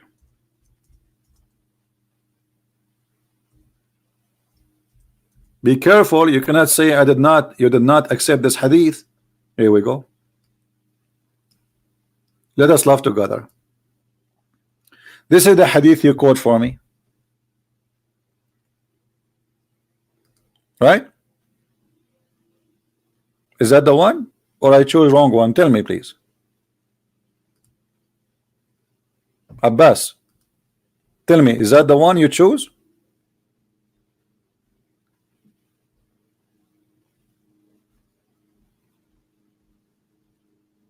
Or different one?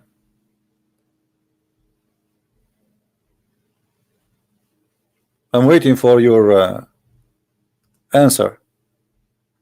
Is that the one? This is a disaster.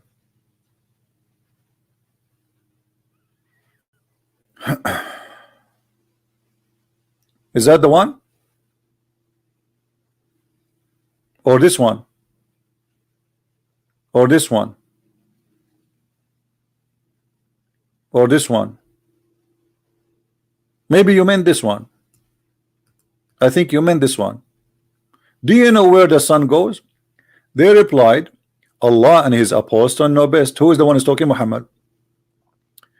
Verily, it is the son glides till it reach the resting place under the throne. This is the one you are. This is the one you like, no? This is the one you like. But look what happened now. Muhammad explaining the sunset. Then it fails and prostrate and remains there until it's asked to raise up and go to the place where ends come from. It goes back and continue emerging out from the rising place, which means the east. Then the glades till it's reached its place and rest under the throne and fail prostrate and remain in that state.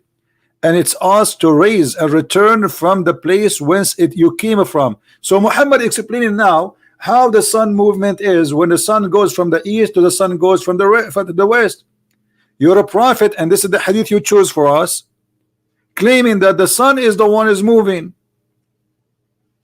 and every day go under the throne of Allah and ask permission to come back, and Allah says to the sun, okay, go back and raise from that place where you came from, or the place where you are originally coming from, the east. And then in the judgment day, Allah will not allow the sun to come and raise from the east. He will say to the sun, raise from the west, as you see. So this is your choice, but your choice is horrible. You just get your prophet busted. How he is a prophet of God, claiming that this has been taught to him by God, yet he says such a silly thing.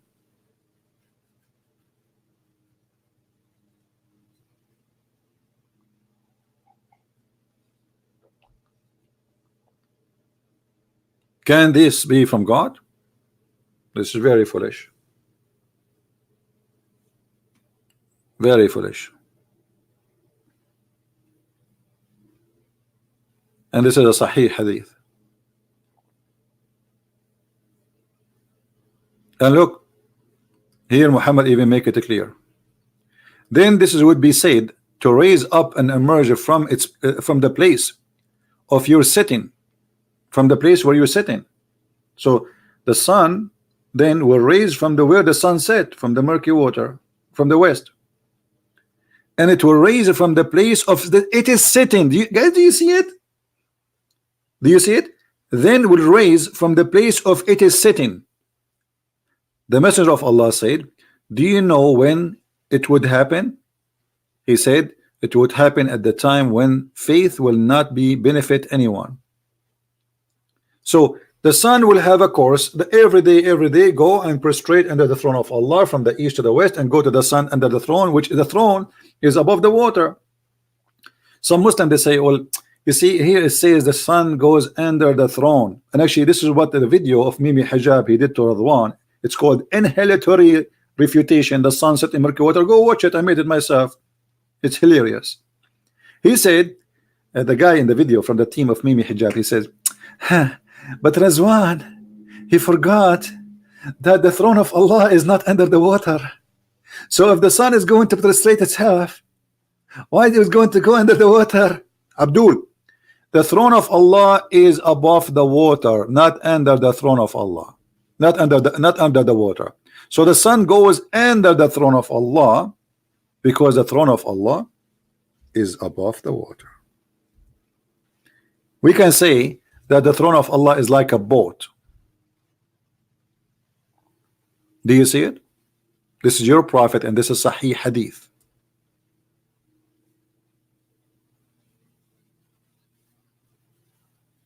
Somebody saying how much money you get from your followers. Because what you know, I first of all, a Muslim when he says to me how much money you get from your followers, I wonder what is hurting you. Is that because I get money or because I'm getting your prophet busted? If both, I'm happy for that. You see how they try to say, okay, he is getting money from what? Getting money? I just gave my book for free for more than 300 million Muslims. Imagine how much money I can make from that book alone. For free, willingly. I post it online. I say all people from Indonesia go and read my book for free. The one who make money from religion is your prophet. Isn't it your prophet? He says, who wanna give Allah a goodly loan so Allah will forgive his sin? I don't say to people, if you give me money, I will forgive your sin. I am not a scam. That's your prophet, my friend. Is that your prophet or me saying that? If you loan to Allah a beautiful loan, he will double your credit, and he will grant you forgiveness. That is a scam. Do you see it? And do you see me since I start broadcasting? I ask anyone to make donation. Guys, did I ask you since I start speaking now? Did I say anything about making donation? When the last time you heard me saying make donation? Anyone remember?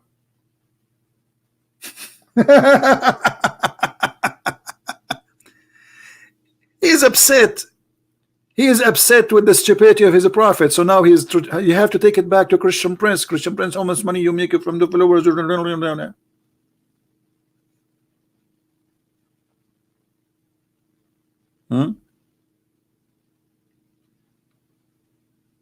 Are you upset? This is God. What kind of a prophet? He says his God, he need people to give money. Can't Allah make the gold and the silver come from the ground for Muhammad? What, this is big in business.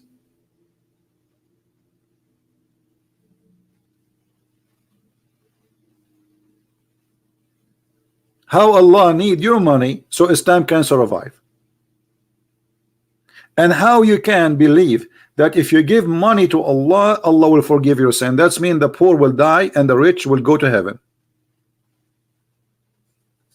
And how in the world, if somebody make a donation, he go to heaven, and the one who don't make a donation, he go to hell? And what is the justice here, that if somebody have money, Allah will double his credit just because he gave it to Muhammad?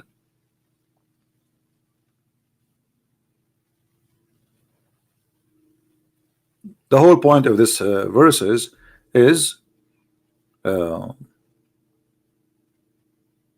Muhammad want to take your money.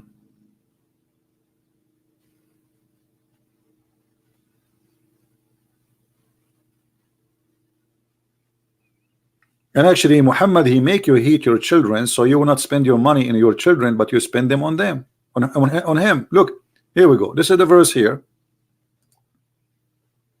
Oh, who you believe it, truly among your wives and your children's are enemies. So okay, what we will do with those enemies, Prophet of Allah? What is the solution? Your money is a trial for you. Okay, what we will do with the money? Give it to me. Do you see it? Spend it on me. Listen and obey and spend in a charity. What charity? Who is the one who will take the money? Muhammad. If you loan Allah a beautiful loan, so Muhammad, he made you hate your family, your wife, your children's. Just give the money to Muhammad and you will be fine.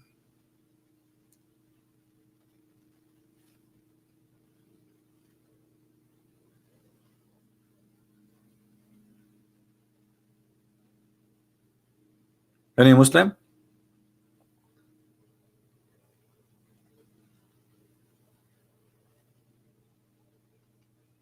And you know, Muhammad, he made it clear that we you know, like in the Quran chapter 9 verse 29, that I'm going to attack the Christians to reach you.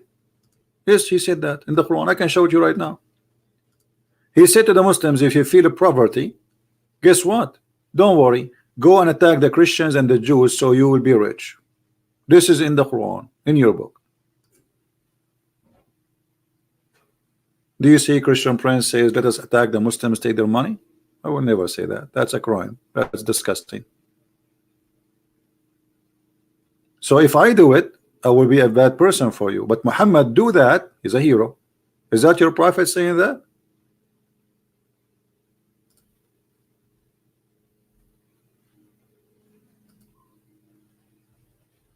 Is it your prophet saying, if you fear poverty, don't worry, Allah will reach you? And how? Let us attack the Christians and the Jews and force them to pay jizya. Not force them to convert, no, force them to pay jizya, because all what he wants is their money. And if you fear poverty, soon Allah will reach you. Okay, how soon? Right away.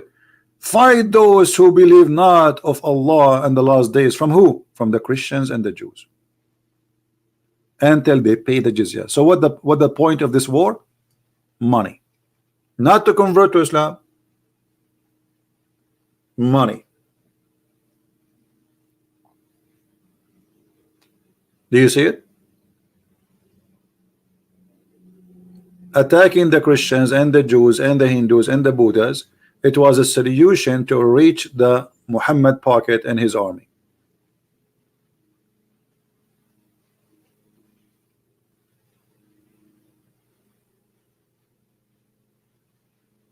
Okay, Mr. Justice, the prophet is encouraging people to spend their money to help the poor. This is what you said, right? Okay, we will see if this is true. Muhammad was a poor or he was a rich? Abbas.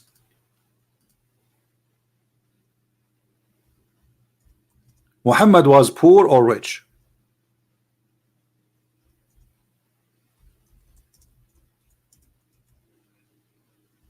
What was the income of your prophet? And why he's asking people to make and give a charity, as you said? And you said this is a charity for the poor, right?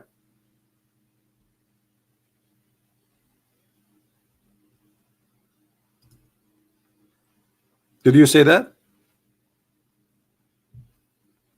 Well, the story says the opposite. This is your Islamic reference, and we will laugh in a second.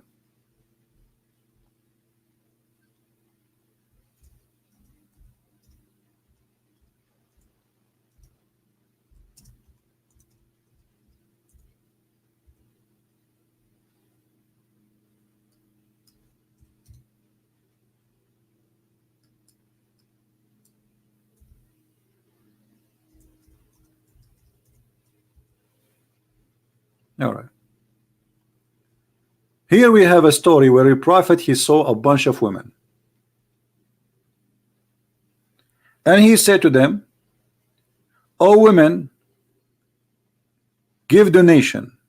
To whom? To who? Because I saw most of you are the dwellers of the hellfire. And all those hadith are saying the same story. You see it? All of them saying the same story. Okay.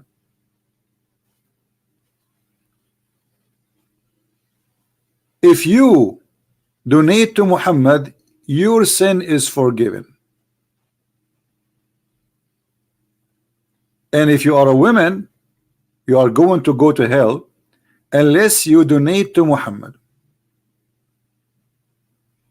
How that can be a truthful from God, that the one who gave Muhammad their rings and their earrings is going to be forgiven? You see all those hadith, all of them, they are saying the same story.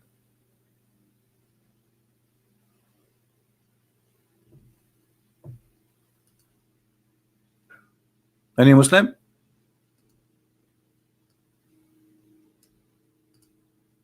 All of them, they have one purpose: give the prophet your jewelries and give them your earring. If you give Muhammad the earring, you are saved from hellfire.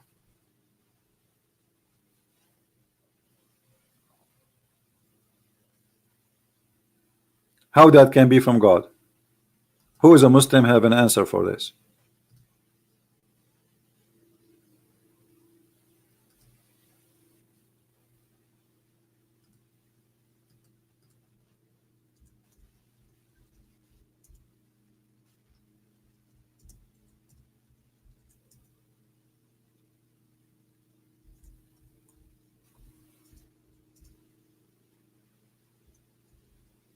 Anyone?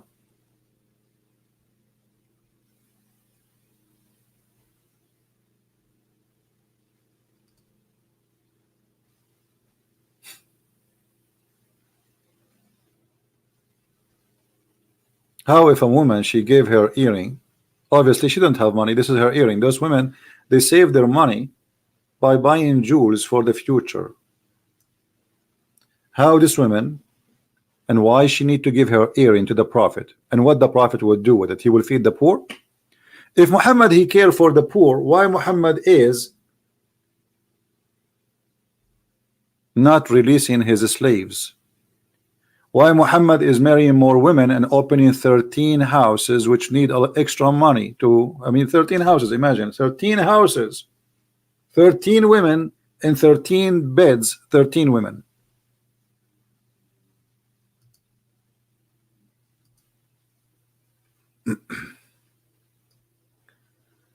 A Muslim, he want to speak?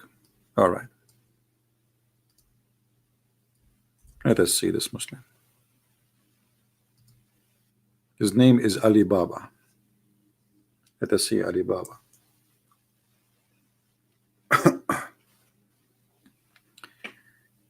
Answer me, Mr. Ali Baba. And by the way, here you will see that Muhammad,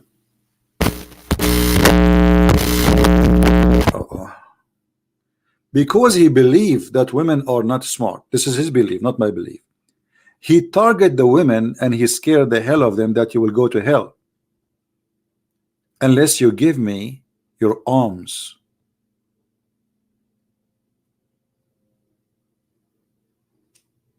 So they will go to hell, but if they give money to Muhammad, they will not. Let us see this Muslim.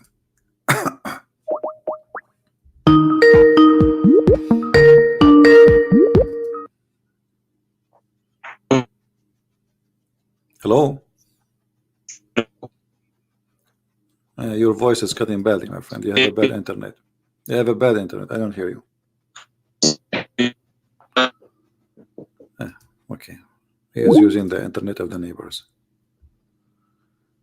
Sorry, my friend. I have to block you. I'm not going to waste my time calling you if your internet is not working. Do we have any Muslim who would like to call us?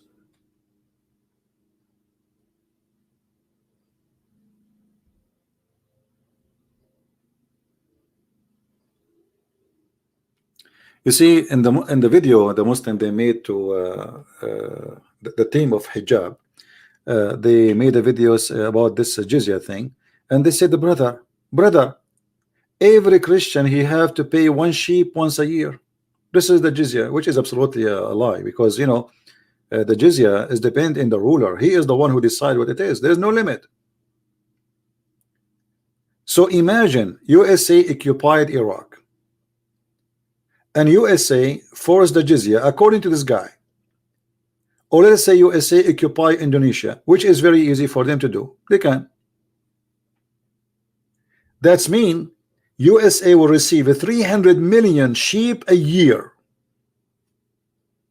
And the guy saying, this is not much. This is just a sheep. You pay a sheep. Those people are not even able to have a chicken. People are dying from hunger. What do you mean they have to pay a sheep? And why he have to pay a sheep? He says because they will not join the Islamic army. Who need your army? Take your army. You are occupation. You took their land. So look at this. They take your land, and then they steal your goods, and then you steal your jewels, and then you steal your treasure, and then they take your churches and your big buildings and they make it their own, and they kidnap your women and they rape your women, and the top of that you have to pay them money because they are protecting you from them. The jizya is a Muslim protecting the Christian from being killed by him, by the Muslim. This is what jizya is. I protect you from me. This is what the mafia do. Muhammad is a gangster. They come to your store, they say, hey, you are in our territory. If you want to live, you have to pay us every month, and we protect you. Nobody can get there. Nobody will dare to come to your store. Every month you have to pay us, etc. money. Muhammad and his gang.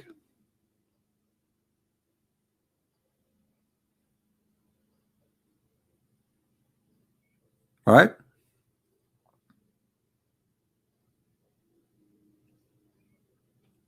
Now don't change the topic. How Muhammad he say such a thing that the sun go and swim under the throne of Allah in the dirty water? How this can be a prophet of God? Anyone?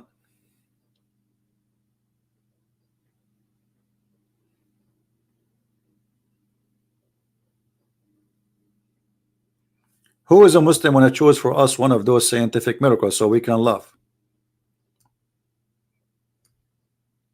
Those are in the Quran. Look at those things, brother. All of those things in the Quran. What is that? Dinosaur? Dinosaur died in a mass extinction. This is in the Quran. I want to see this one. I did not see this one before. Dinosaur got extinct when a massive comet or asteroid hit the earth. Upon impact, the smoke. Okay, all right. I want to go. Okay, article in California, blah blah. Okay, and what does this have to do with Islam? Let us see. ألم ترى أن الله يزجي سحابا ثم يؤلف بينه. Okay, what does this have to do with the dinosaur? and look at the Muslim translation, which is extremely heavy stupid. Remember, this is the Muslim translation in the same article, not mine. Can't you see here Allah? And then they says to you, and he sent down. Remember, this is the Muslim translation in the article, not my translation. So don't say this is your wrong translation. This is their translation. He sent down from heaven mountains with ice inside them. This is what the Quran is saying. He sent down from mountains. He sent down from heaven mountains with ice. Look how they changed the verse. The verse is saying the opposite. Allah, he sent it from mountain ice. There's ice in there's mountains of ice in heaven, and Allah, he sent the ice from those mountains to hit us with it. And the word in Arabic is hail. Min baradin fayusibu bihi man yasha. Baradin. You see how they lie? No shame. Scam. An open scam. Let us go and see the correction, the Islamic interpretation for this verse. Let us see. It doesn't say really that Allah, he sent mountains on the earth. Allah is hitting the earth with mountains, and this mountains have ice coming with it. And then they will say to you, this is about ice age. And let us see the scam. Chapter 24, verse number 43. Actually, this verse not only not stupid, this verse is proving to us that Allah is not God. How? I will show you how. Chapter 24, verse number 43. Remember, here we go. 24, 43. Bingo. Oh boy. Look what it says, brother. And he sent down from the heaven out of the mountains many jibalin. Min is an extra that are there in the heaven. From the heaven he sent down some hail, and he submitted with with it whom he will. So look how they change the translation.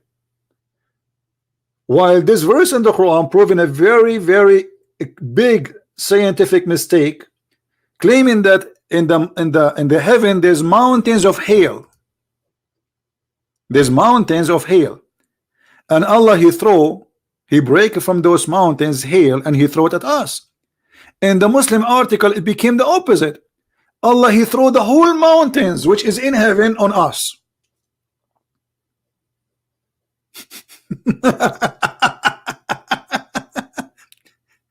But the verse saying, Allah explained how the rain is formed and how the hail is formed. Hail is coming from mountains in heaven. You know what? Maybe this guy Ibn Abbas is stupid. This is Jalalain, sorry.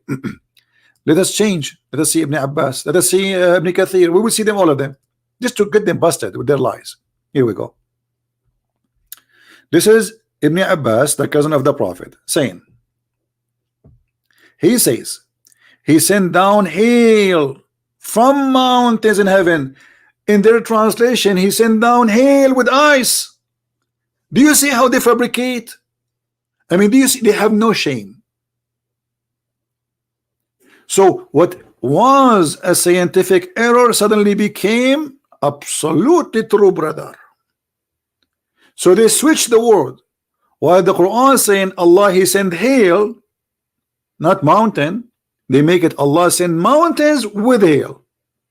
So he says he sent down hail from mountains in heaven. Now who is the crazy person who will believe this, that hail is coming from mountains in heaven? Do you see it? You know what? Let us go to Ibn Kathir. Maybe those guys are stupid. Ibn Kathir is smarter because Ibn Kathir is more educated. He's a lot more modern. You know, he came long after Muhammad, and he always have fabrication. So Ibn Kathir, the smart, he would defend Islam better. Again, chapter 24, verse number 43. And this is Ibn Kathir. 24, 43. Try not to laugh. Bingo. And he sent down from the sky, from mountains in it. What happened to the translation? In the website translation with this article, it says that he sent down from heaven mountains with ice inside them. But do you see how they fabricate? Do you see how with no shame they change the whole sentence of the Quran? This is why we cannot trust Muslims when they answer us about Islam. As simple as that. They lie about their books. They fabricate a translation. They change the meaning. They even exchange the words. So instead that ice is coming from mountains, it became that Allah he sent down the mountains with ice.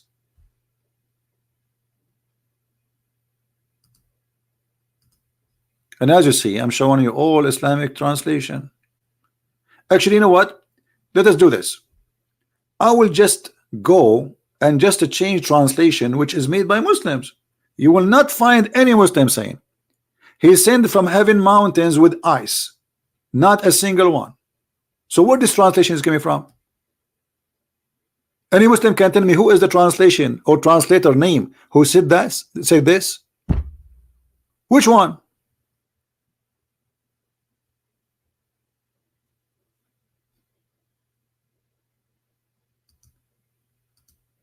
Let me open. What is the name of the website? The one have they put the whole Quran for you in one page. Let us see. Hold on. To save us from flipping.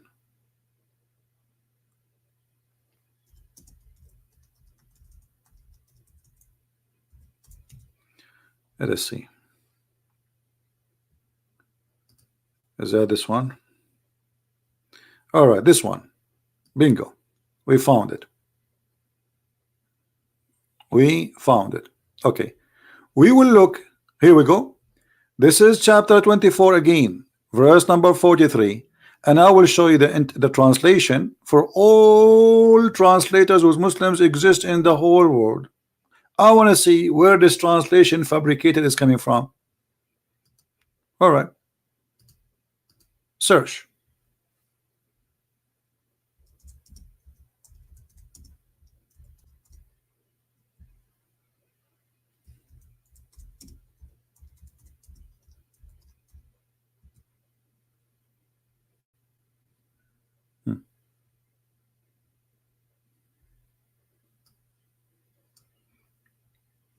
This is their website.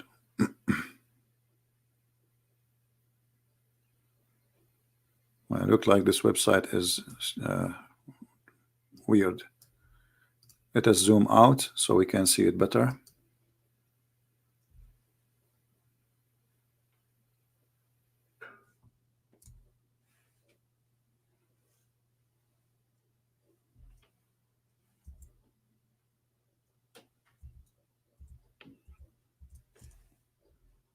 All right.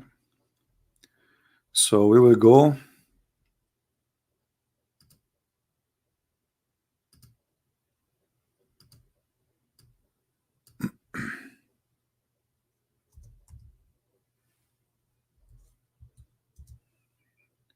This is the verse. And I will copy the verse as it is so nobody will say we are making things up. We posted there in their website. There we go.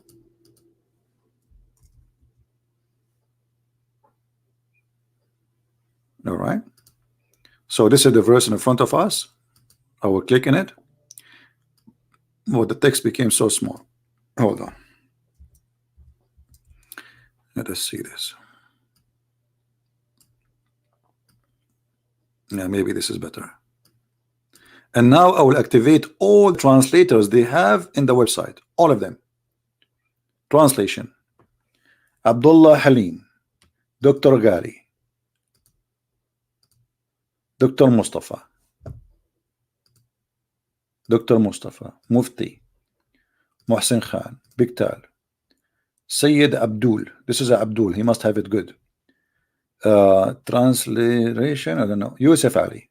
And this is another languages. We do not care for them. We want it in English. So now, this is all the translations for the same exact verse we are talking about. Who of you Muslim want to show me that in this verse it says Allah will send mountains from heaven? Which translation? This is Dr. Ghali. He said he keeps sending down from the heaven mountain wherein is hail. So he sent from heaven where is mountains, where there is hail. Is not the mountains coming down? Muhsin Khan, he sent down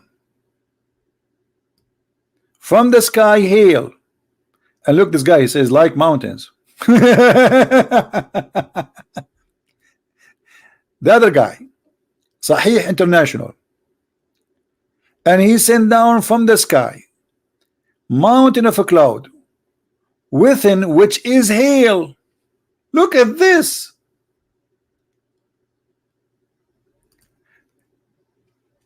So here the mountains became a cloud, like a cloud. But where it says that? Look at this. And he sent down from the sky mountain mass of a cloud, and wherein is hail.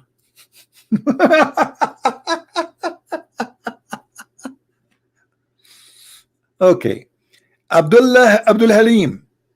Okay, and he sent hail from such mountains. Look, between two brackets, which means it's not there. This guy is more honest. He sent hail from mountains in the sky. What? So he's sending hail, not mountains. It's hail. And then, and he sent down hail from heaven thanks to the mountains.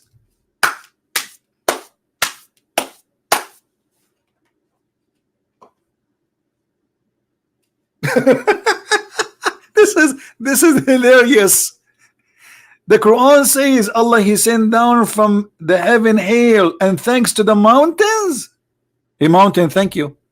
Oh, you're welcome. Mountain, thank you. I told you welcome. No. Mountain, thank you. I told you welcome. Okay, what is the hail? I'm saying mountain, thank you. So you should send me hail. Hello. So Allah he sent down hail from heaven thanks to the mountains. Oh boy, how those Muslims are Muslims? Then it says here, this is Biktal. He sent down from heaven mountains wherein is hail. Look at the translation, how they are so much different. He sent down from the sky mountain of a cloud, between two brackets, having hail. Like what? Transliteration. Okay, I don't know. This is like just to read it as it is, like sound like, to make it look like Arabic. This is what some Muslim read for you. Alam tara anna Allah yuzji sahabum. So he sound like, when you hear him, when he called me in the phone, he sound like he's reading Quran, but he's reading this. He's reading letters equal to the Arabic letters, just to make this sound. So you say, oh, so you speak Arabic? He say, no, I don't speak Arabic. So how you are reading Arabic? He's not. He's reading this. Do you see it? Don't you see that Allah, okay, and he sent down from the sky mountains of a cloud? He sent from the sky. So are you saying that the sky is where the cloud is coming from? As I know, it's coming from the sea. So even if you make the translation fabricated to defend Allah and you say what you are saying, this will be absolutely wrong. The truth is, all those translations are fabrication. They are trying to hide the stupidity of the Quran. And here we go. This is their official government website, and this is their scholar, and this is the cousin of Muhammad. He said it clearly. He sent down hail from mountains in heaven. Who agree with Ibn Abbas? Al-Jalalain. Who agree with Al-Jalalain? Al-Qurtubi. Who agree with Al-Qurtubi? Al-Tabari. Who agree with Al-Tabari? You name it. Ibn Kathir. He sent down from the sky, from mountains in it, ice. Do you see it? And he explained here more. He says,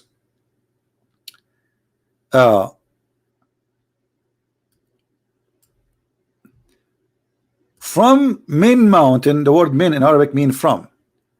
In it, where there is ice, means there are mountains of hail in the sky, from which Allah He sent down ice. I mean, how clear we can make it more? And look what is stupid suddenly became a scientific miracle in this article.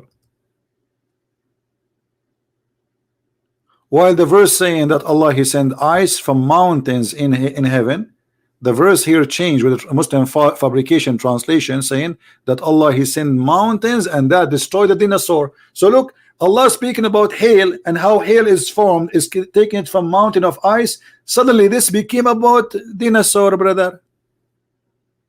Dinosaur, my cousin, how are you? Dinosaur. I'm sorry, dinosaur, that Allah He sent hail and destroy you. It was mountain of hail, brother.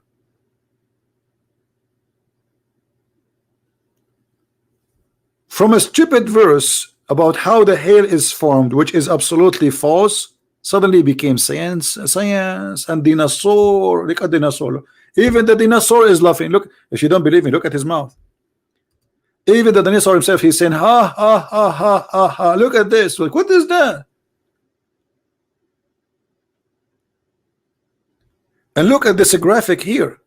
This is what Allah He sent the brother. He sent mountain of ice, brother. Are you sure, brother? Where in the verse it says that? Who is a Muslim agree with this article?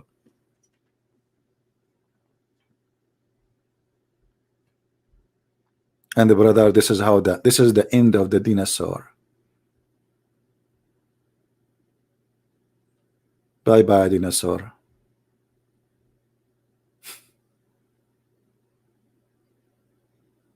Dinosaur, nice to meet you. Who is a dinosaur is willing to call us and smash us in his way with his knowledge? Who want to show me that those guys are telling the truth? They are not a fraud. Who is Mr. Dinosaur who want to call us?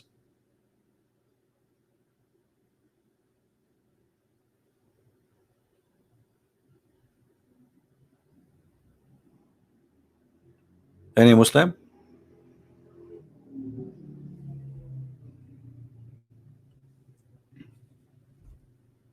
So as you see, all those what they claim them to be scientific miracle, they are scientific scam. What is that? Look at the science. Lightning strike? What lightning strike? What is that? Hold on. What?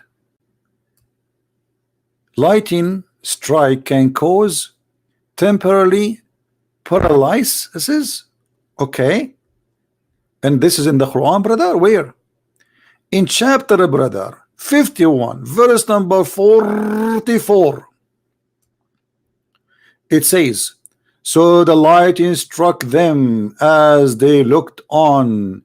They could not raise up, nor could they find it.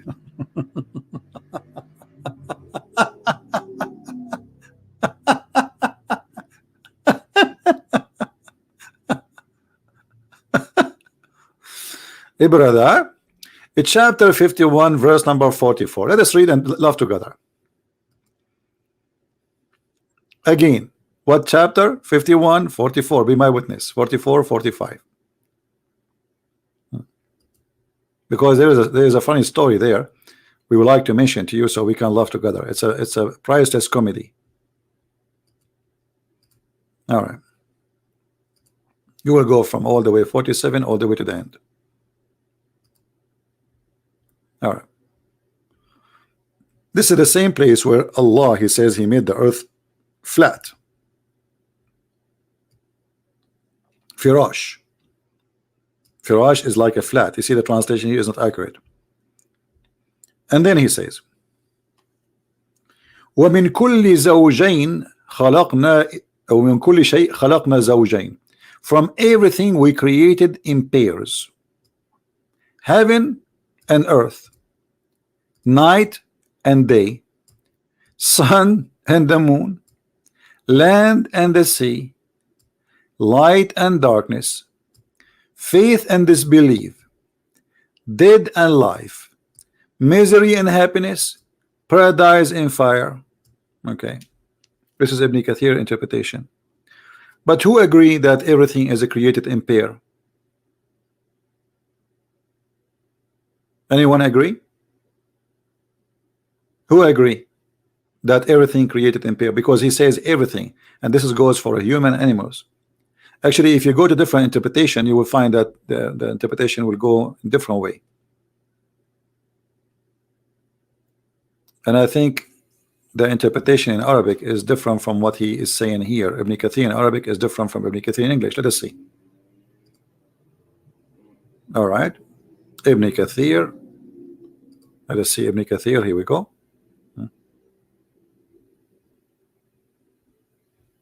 Look how many interpretation.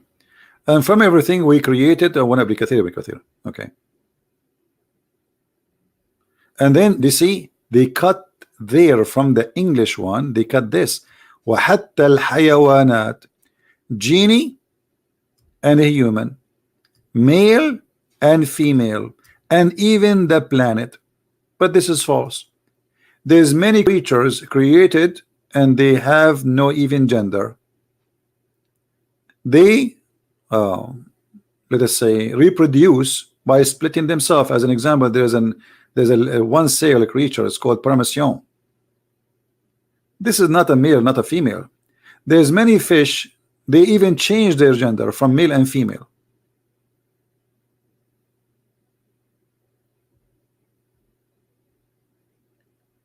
And what about the mule?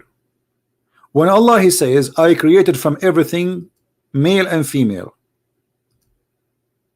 And by the way, I don't see, even we open this Ibn Kathir to read the verse they are talking about in the Quran here, 51:44. Why he stopped here? I don't see it. Oh, maybe here. We have to go here. Okay. But before we go here, continue. When the Quran says Allah he created the mule, is the mule male and female? Is the angels are male and females?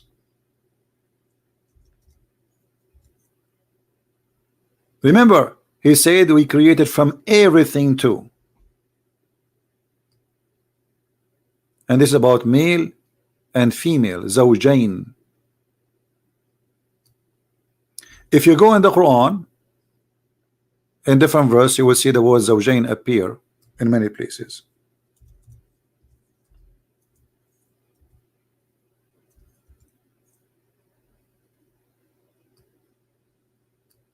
Chapter 2, verse 2 to 5. Here we go.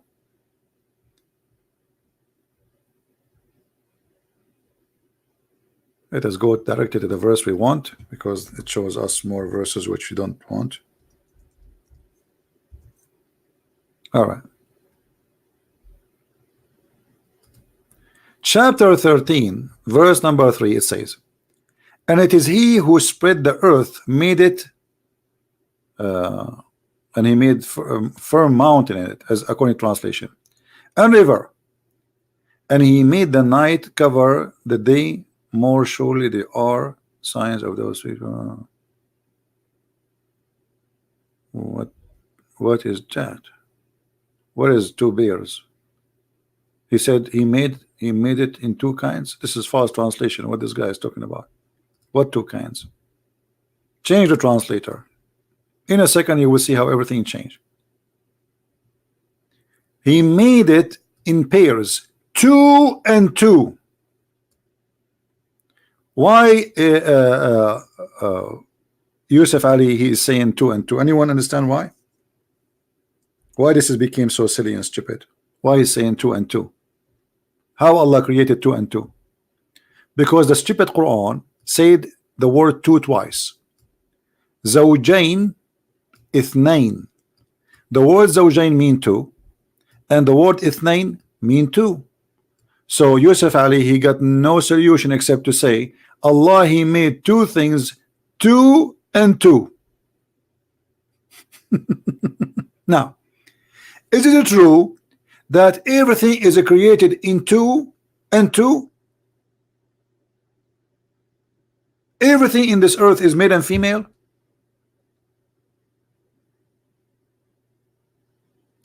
But this will make it, by the way, four. Allah created four from every kind. Two and two. But the language here was stupid. This is why the guy is confused, because I think what Allah is supposedly saying, Muhammad, aka Muhammad, Allah, he created from everything two pairs. He should not add the word two again. زوجين اثنين. Already you say two, so why you are repeating the word two again? Stupid. It's a mistake in the Arabic, and this is why the translation comes so funny, because he have to add, because it's this what it says. It says two, زوجين, two pairs, and اثنين, two. So he repeated the word two twice. Now we go back to the article. We don't want to miss the miracle. Chapter 51, verse number 40, 44, 45. You know what? Let's go first to the Quran.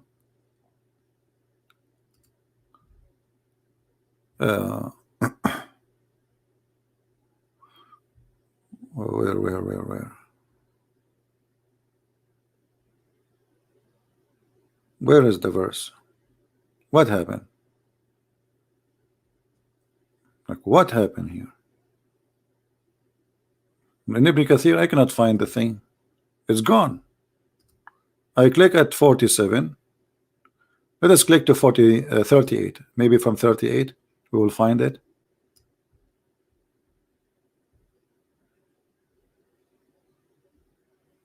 Okay. Here. All right.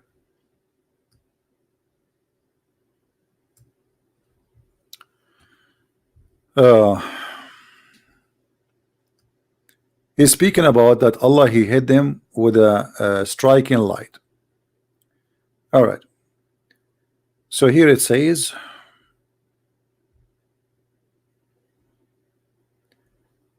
and by the way, in the same chapter here have a contradiction, because one side it says Allah destroyed them by the wind, and the other side it says Allah destroyed them by the striking. But let's read. Where is the exact verse so we can read it? Here we go. And in Thamud, when they were told, enjoy yourself for a while, but they they feared and the command of their Lord, so the sa'iqa, the thunder, overtook them. A while they were looking, so the thunder started and they were looking, and Thamud were given respite for 3 days. So they've been given them 3 days to repent, during which they await the torment of Allah. In the early morning of the 4th day, the torment overtook them. So look how they lie about what the verse is saying. Allah, he gave them 3 days to repent, and Allah, he surrounded them by thunder. He did not hit them by the thunder, because we are talking about the whole city. So they cannot escape. They cannot go anywhere. And this is the interpretation of Ibn Kathir. He gave them 3 days, so the sa'iqa overtook them while they were looking, and they've been given 3 days to repent, and they could not escape. They were not able to escape and run away from it. Do you see it? It's not about God, he hit them with the thunder and they cannot move because the electricity shake them. No, this is the whole city. He gave them 3 days to repent, and when the 3 days is over, in the 4th days, Allah, he destroyed them. So look what it is in here, and look what it is in there. In here they say that Allah, he struck them with the lightning, and because of that they could not move and they could not even raise up. But this is not what the Quran is saying. It was a 3 days period. Do you see it? Do you see how they lie, how they fabricate the meaning? And if you don't like Ibn Kathir Muslims, we can go to different, you know, there you go. Chapter 51, 44, 55, you go. All right.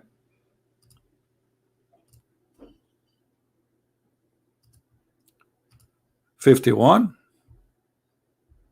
Just to show you how they lie. They have no shame. Those people did not hit by the lighting. But the lighting was to guarantee that they will not escape. So Allah surrounded them with lighting. You cannot leave the city. That's it. Allah surrounded you, brother. Don't even try.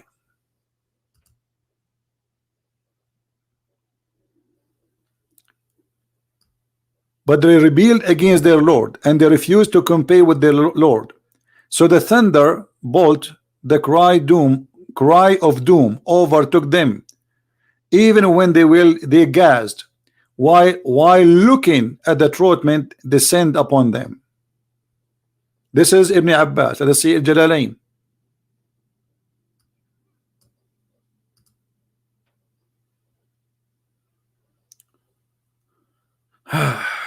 You see, here we go.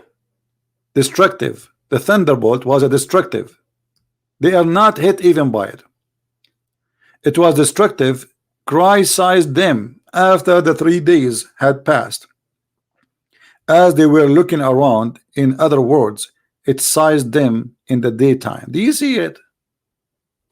They cannot run away from the city. That's it. Whatever they try to go out, Allah hear thunder, so they come back.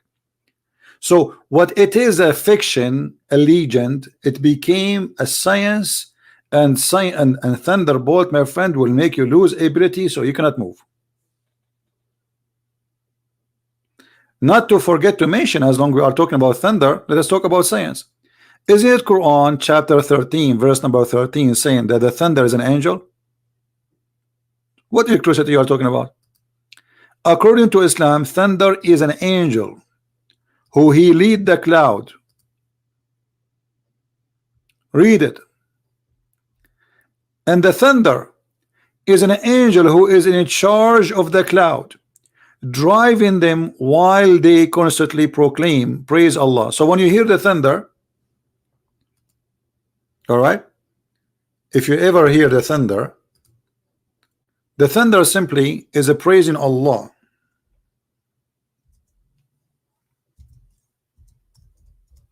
And according, by the way, to the interpretation of the Muslims, and we can show all the reference, when you hear the thunder, there's a like you see a lighting. This lighting is the fire belt which the angel thunder, he beat the cloud with it. He beat the cloud with it. And by the way, this is proven to be accurate.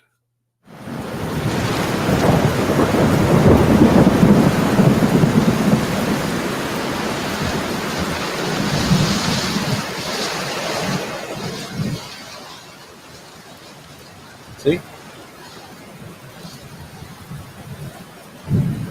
Let us see different interpretation. The first one here is Ibn Jalalain. Let us see Ibn Abbas.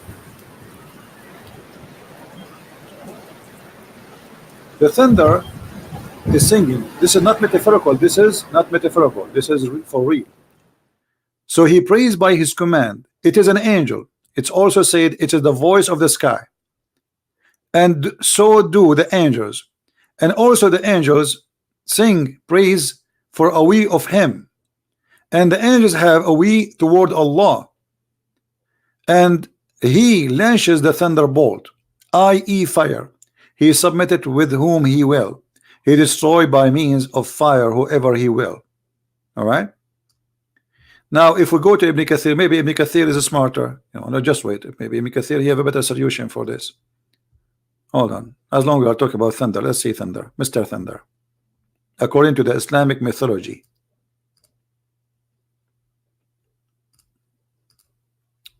13:13. Okay. وَيُسَبِّحُ الرَّعْدُ بِحَمْدِهِ. and the thunder glorify and praise him. By the way, I have no problem with this. I mean, I can take it as a metaphorical thing, but no, they don't mean it this way.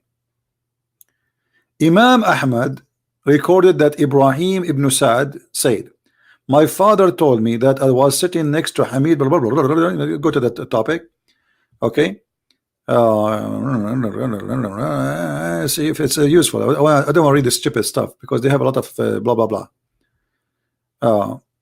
Okay. Verily Allah originated the cloud, and they speak the most beautiful voice and laugh at the most beautiful manner. It appear Allah his best knowledge, blah blah blah. Okay. All right. So the cloud is the thunder, is the lighting. All right. Okay.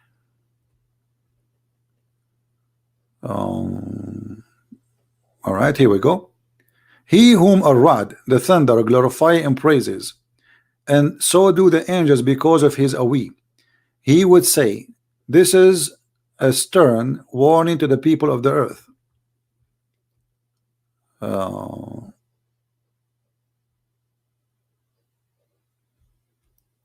He sent the thunderbolt, and therein he strike them who he will, indicate that he sent thunderbolt to punish them upon who he will. The thunderbolt increase. Okay, so if you don't embrace Islam, Allah will send a thunderbolt on you. But look here, I wanna as long we are mentioning that this the thunder, which is an angel, as long Allah he punished the one by thunder, the one he hate. Okay, I want to show you something in the picture. Give me a second.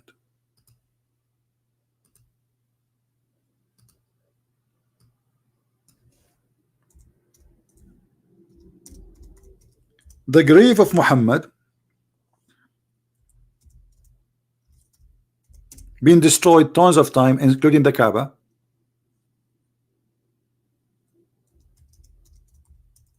By thunder. So if Allah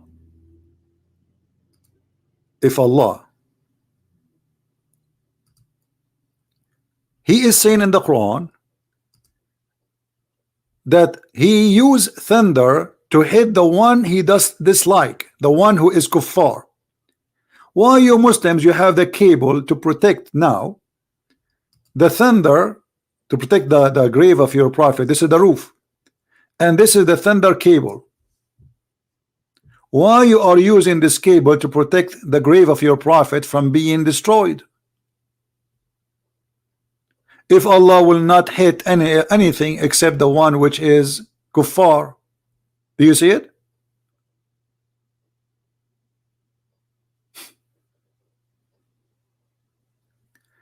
This is the Kaaba, and not long time ago a thunder hit this crank and tons of people die immediately. So the Kaaba is not protected from the thunder. The grave of your prophet not protected from the thunder, and you Muslims have to put this thunder protection, which is technology, is not even the technology of Allah, so you can keep the grave of your prophet from being destroyed over and over and over again. So if Allah hate only those who he hate, that's mean he hate Muhammad. This is in the Kaaba.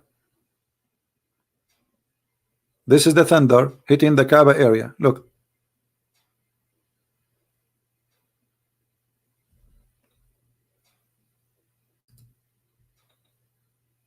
No screen? What do you mean no screen? Oh, sorry guys. I don't know why. Is that for long with no screen? It's my mistake. Hold on. All right. So this is the grave roof of Muhammad. Do you see it? Do you see it? Do you see the cable? As long the thunder will hit only those who they are bad. They have this here, which is like a transistor, you know, for the electricity, and then the cable go down all the way. If you look here, all the way down, so the electricity will go away.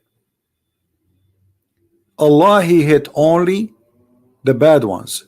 He yusib only who he will. It's not a natural thing. You see, the Bible, there's verses saying something similar, but it's not about God. The thunder, he used it only to hit, thunder is a natural thing. But can God hit somebody by thunder? Yes, he can. But the Quran saying clearly, yusibu biha Allahu man yasha. So the thunder have a it's a way of penalty. It's not a natural thing. It's a tool of it's a fire belt where Allah he hit you for these disobey him. So why this is happening to the Kaaba? Look, this is the Kaaba. The crank was hit by the thunder, and the crank fell on the top of tons of people, and people die.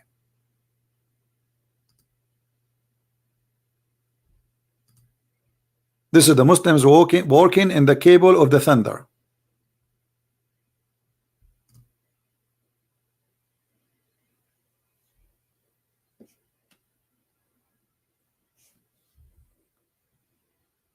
The Muslim, they are saying this is not a thunder to protect. So what it is?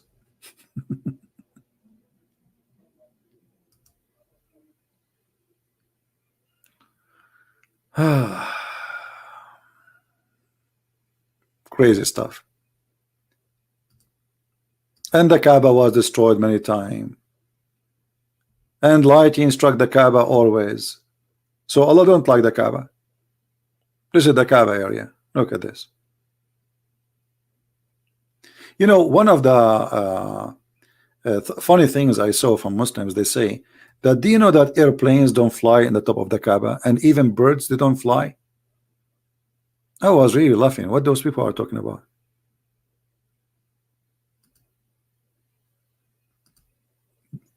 When you can create a lie and spread the lie, and then everybody will believe in your lie. And there is a lot of fool people around. They claim that even the Kaaba, no birds will poop in it.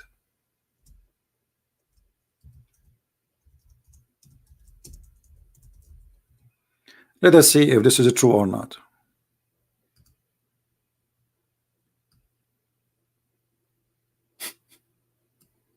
Do you see the poops of the birds? Alhamdulillah. The same as the video. You remember when David Woody made a video about the cat? The cat will not step in the Quran. Everything they have is a fraud.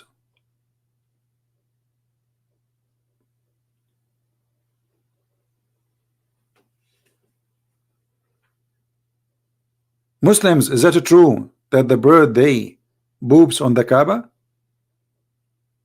They do or they don't? And look how ugly, disgusting it is. The house of Allah.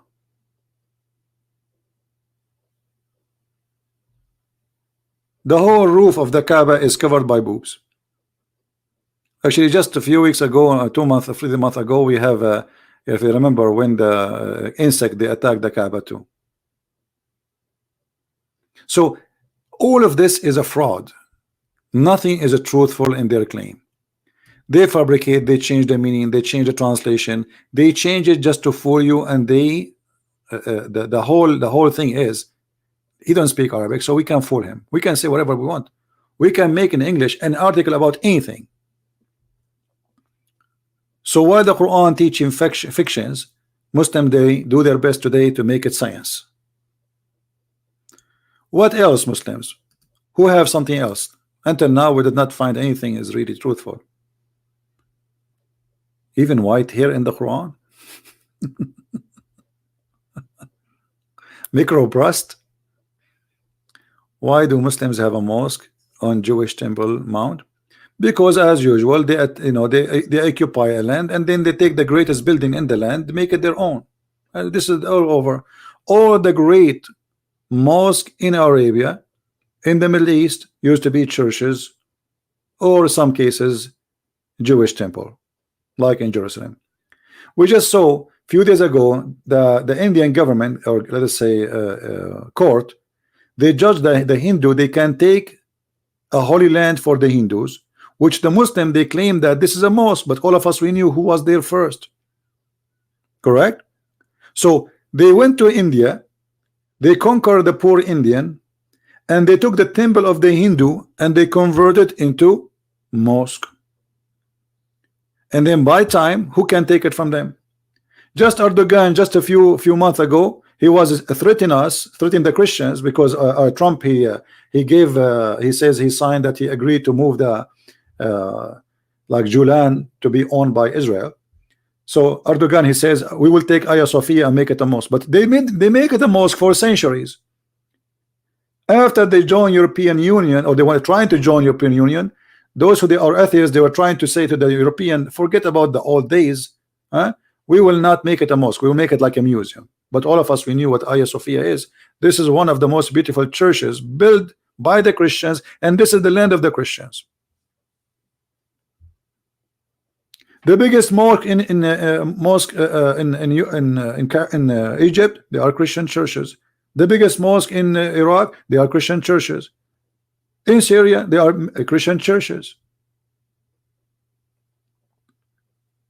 They take them, they make them mosque, and then they change history.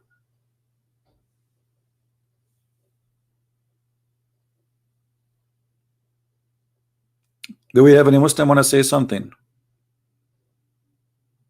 Look, all of this is in the Quran. Hydrogen in the Quran too. Dew in the Quran. Bears in the Quran. The Pharaoh in the Quran. The bees in the Quran. Even colonies in the Quran.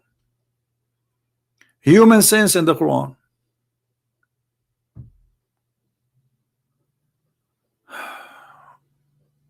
Somebody saying, can you remember the whole Bible by heart? My friend, this is very stupid of you to say. First of all, the Bible is more than 50 to 60 times bigger than the Quran.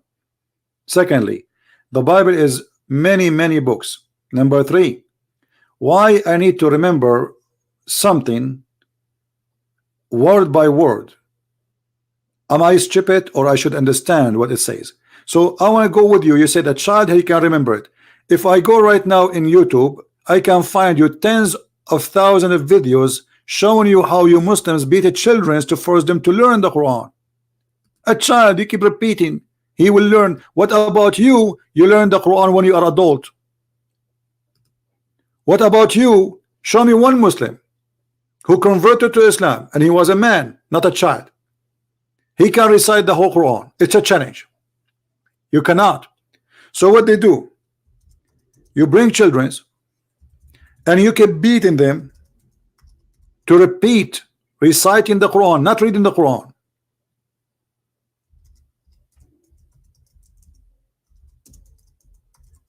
And I will show you in YouTube.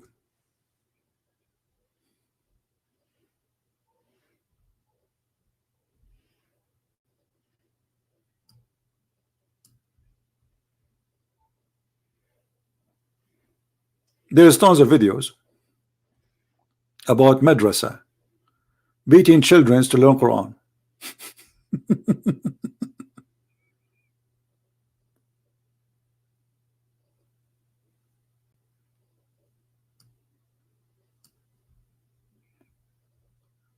I'm trying to find there's many videos, but you know, I'm not going to play because they will claim copyright over them. As you see, they are beating children so they will learn the Quran. And how they learn it? They memorize it. They are not learning. Everybody know that. A stick to teach a child. This is a guy, he is teaching you how to beat your child. So you keep beating the child until he learn how to recite the Quran. However, how come your prophet himself cannot recite the Quran? Isn't it this is a good challenge, guys? Was Muhammad able to recite the Quran? Let us see.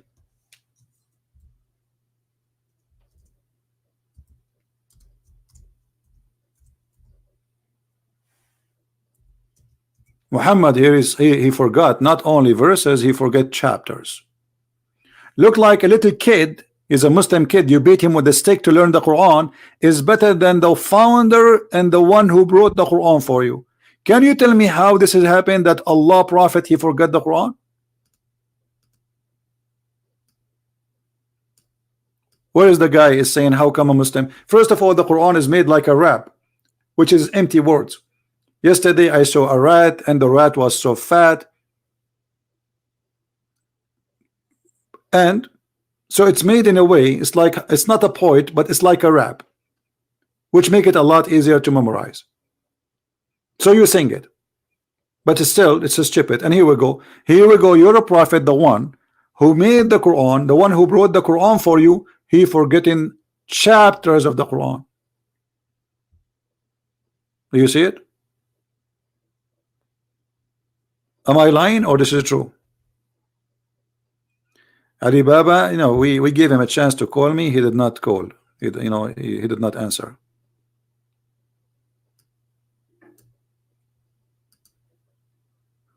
It's not a sound problem, my friend. It was his internet bad.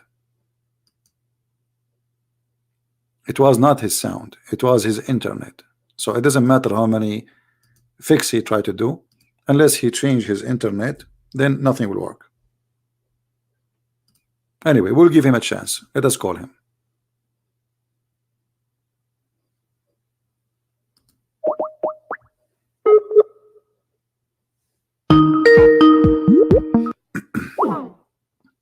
The call is declined. He gave me a headache to call him. The call is declined.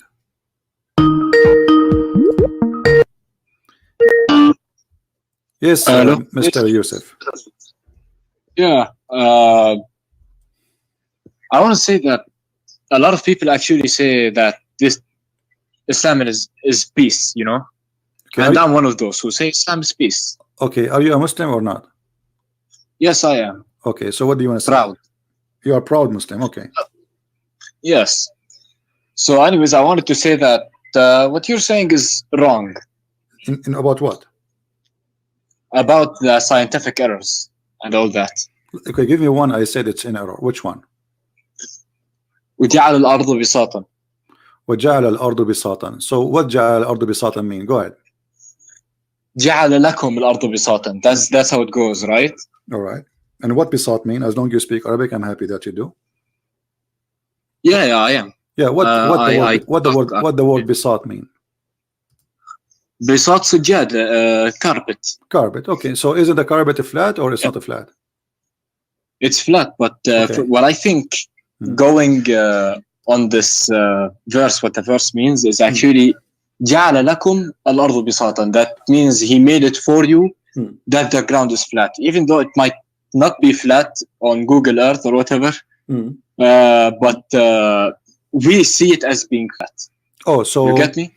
Okay, so Allah, He is saying He did not make it flat, but He make us think it's flat. No. He makes it seem for us like when we look, when we walk, the ground is flat. Yeah, but flat. He is not saying He is not saying He make it seem to be. He said, you speak Arabic, my friend. So read with me carefully. Yeah, I do. Wallahu ja'ala lakum. What ja'ala mean? It mean made, right? Made. Ja'ala. He made it. Yeah. Made. Yes. So he made. Wallahu ja'ala lakum. He made for you the earth. Yes. Carpet. He did not say look like it is, as if it is. He said clearly, Wallahu ja'ala lakum al-arda bisatan. He made the earth for you a carpet. So why you are making your own? I mean, are you changing the word of Allah? Did Allah say look like? I'm not doing all that. I'm not putting words in the Quran, but he said he made it for you. Okay, my friend. Like bisatan, you know. Okay, so he made it for us bisatan. My like, friend. Yeah. Which scholar is the one who explained the Quran for you? Al-Tabari. Al-Tabari. So if we go to the Tabari, you accept Al-Tabari? Yeah, of course. But can you show me multiple, not just one? No problem. I will show you. I will show you as many as I can. No problem. Give me a second, please. Here we go. Wallahu ja'ala lakum al-arda bisatan, and this is in Arabic in front of your eyes. And I'm glad you speak Arabic. That will make it a lot easier for us. All right. So this is Ibn Kathir. This is Ibn Kathir. But you like At-Tabari? We will go to At-Tabari. Here we go. This is At-Tabari. Yeah. All right. Actually, At-Tabari say nothing. Look. وجعل لكم الله الأرض بساطا يقول تعالى ذكره مخيرا قيل نوح لقومه مذكرا نعمة ربه تستقرون عليها وتمتهدونها. Where is the translation? Wait, I just refreshed the page. It doesn't. He don't explain anything. But if you go to Al-Qurtubi underneath, like just one line under, it says, وَهَوَ وَاللَّهُ جَعَلَكُمُ الْأَرْضُ بِسَاطًا أي مبسوطة. What مبسوطة mean? Happy. No, I'm just kidding. It means flat. So he made it flat. So this is the interpretation. Here we go. And this is tafsir al-Jalalain, mabsuta, correct? Meaning flat. So you're a scholar. And this is Ibn Kathir. أي بسطها ومدها وثبتها بالجبال الراسيات. All right? So he made it flat. Right. So all your scholars saying it's flat. So why you are saying I was wrong?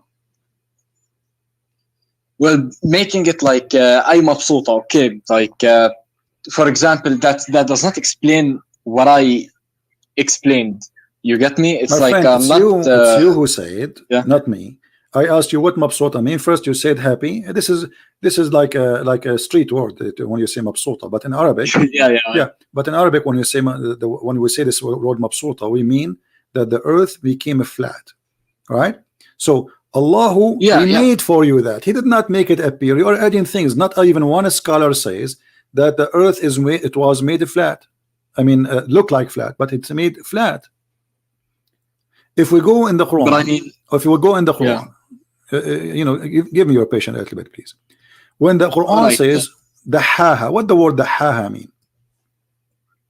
That I'm not sure of. I know simple Arabic. I'm not. I heard. How come you speak Arabic very well? Yeah, I'm from Jordan. Okay. So وَالْأَرْضُ بَعْدَ ذَلِكَ دَحَاهَا. The Muslim, there is tons of videos saying that Allah, He made the earth in the shape of a globe, like a bowl, and they say that the word dahaha is mean a bowl or an egg, ostrich egg. Now, is the haha mean that, or they are lying? What do you think? I mean, I'm not sure. I listen to scholars online. That's how I get my information. Because I'm going to look for the article. Scholars, give me a second. So in that case, like a guy from like who talked to you, either they're all lying or you're lying. A guy talked to you before. Okay. And I'm pretty sure not every single YouTube scholar or anything would lie. You know. No problem. I'm pretty sure they would just like. No, my friend. Yeah? Okay, my friend. I don't care who is lying or not, but I never saw a Muslim really when he tried to speak about science and the Quran is being honest. I never met one, and I hope that you are the one who will help me in that. All right. So if we go in the Quran, we will find, as an example, this is an article, and just search, or we can go on YouTube. There is tons of videos on YouTube speaking about the Earth in the shape of an egg, and they are quoting for us specifically this verse. You know, look, I will show you the images. All those images, the Muslim, they say this is the Quran saying that, and this is a chapter 79 verse number 30. Do you see it in the screen? This is your Muslim website. Not yet. Hold on. This is your Muslim website. Hold on, let me refresh because it's not on the screen for me. Yeah, it's just a picture. No problem. Al-Aqsa Mosque. Does the Muslims in their claim, they say that the Quran says that the earth is in the shape of an egg? Yeah. Okay. I mean, that's what they say. That's what I. But is that true or it's a lie? I'm asking you. Is that a true or it's a lie? I'm not sure. To be honest, it's more of a spherical or something. But maybe because like you know, people who go to space don't actually because actually the شو اسمه?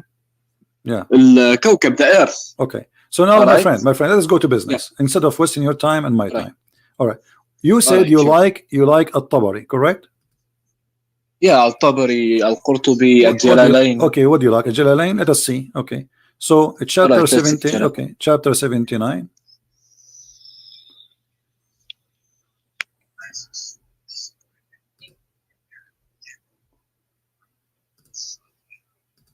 One thing. One question. Okay, hold on. This is Ibn Abbas, one by one. This is Ibn Abbas. He said Allah, He spread the earth, okay, and He make it even. Even then He spread it. Okay, so He spread the earth. Let us go to Ibn Jalalain, the one you choose, because this was your choice. This is Jalalain. All right. He spread out the earth. He made it flat. Does it say that? Wait. It's still loading. That he spread the earth, even then he spread it on. Wait. Can you put it in Arabic so I can see it better, so I can clearly? Yeah, no problem. Here we go. You see, but I'm showing because the people they are watching, they speak English only. Yeah. But anyway, this is a Jalalain. This is your official Islamic website, the Kingdom of Jordan. You are from Jordan, right? So the King of Jordan is your king. Yeah. Okay. It says here. It says the website Royal of Ahl al-Bayt Institute of the Islamic Thought, Amman, Jordan. Do you see it? Yeah, I see it. This is authentic government website. Okay. It says he made the earth flat for it being created before the heaven. Okay. So the Muslims, they lie and they say that this word the ha mean shape of an egg, but we cannot find one Muslim translation adding the word egg in the interpretation or shape of an egg. Why? They are saying the opposite. It's expanded, it's spread it, trying to hide the truth. But as you see, the word the ha mean he made it flat. So Allah here is speaking about how he created the earth. He created the sky. He left the sky up. He made the day and the night, which mean the stars. And after that, he made the earth flat. You said to me, I'm wrong about when I said the earth is flat according to Islam. How you say about this? What do you say about this? I don't know what to say. Okay. What about we go and see Ibn Kathir? Do you like Ibn Kathir? Yeah. Go ahead. Yeah. 79. Here we go. This is Ibn Kathir. I will show you the whole website in the screen. Ibn Kathir. All right. Verse number 30. Okay, we will show the whole page.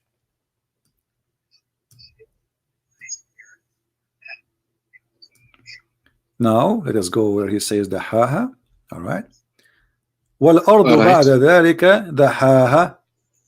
He explained in the statement by the statement in follow. It says, let me mention that the earth was created before the heaven. It was created and it was only spread out after the creation of the heaven. This is mean he brought out what was with force action, and meaning that it was said that Ibn Abbas he said, etc. And then after that Allah he placed the mountains. So here he says that the earth is created after the heaven and he spread it out again. All right. This is Ibn Kathir in the English translation. All right. All right. Actually, in different place, let me see if I can find it for you. Where Ibn Kathir he said clearly the earth is a flat. Period. It's not like a maybe, you know. Let us see. Flat. By the way, I have a question. Go ahead. Which is the earliest tafsir that came out? Like, which one is it? The Muslims themselves disagree about which one the earliest. You know. I mean, so it's not because of that. I just want to know, like, maybe the earliest. Some they say there is Mujahid. Some they say to you. I mean, every Muslim he have his own stories. Islam is messed up, so I cannot really give you because Muslims themselves didn't agree. So how I can agree about something Muslims themselves don't agree about any. So, but there is the elders, let us say like At-Tabari, Mujahid, etc. But there is no really for sure. Now let us see. I'm trying to look for you what Ibn Kathir made it clear.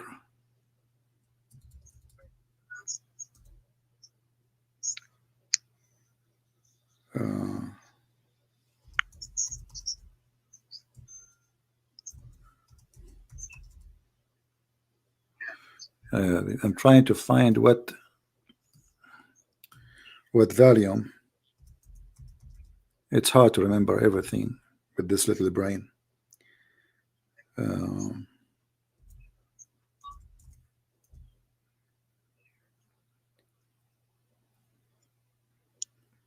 Yeah, maybe I will try later too, because I cannot find the volume in which in Arabic.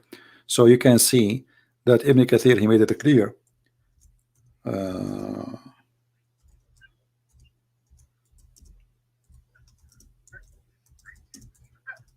Give me a second, maybe we can find it.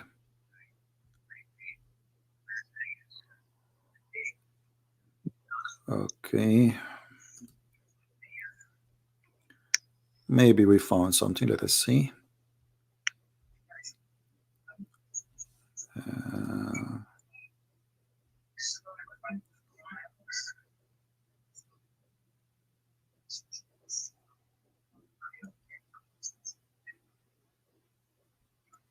because I don't like to say something and I don't show it, you know. So, all right, yeah, I'm waiting. Take your time. Yeah.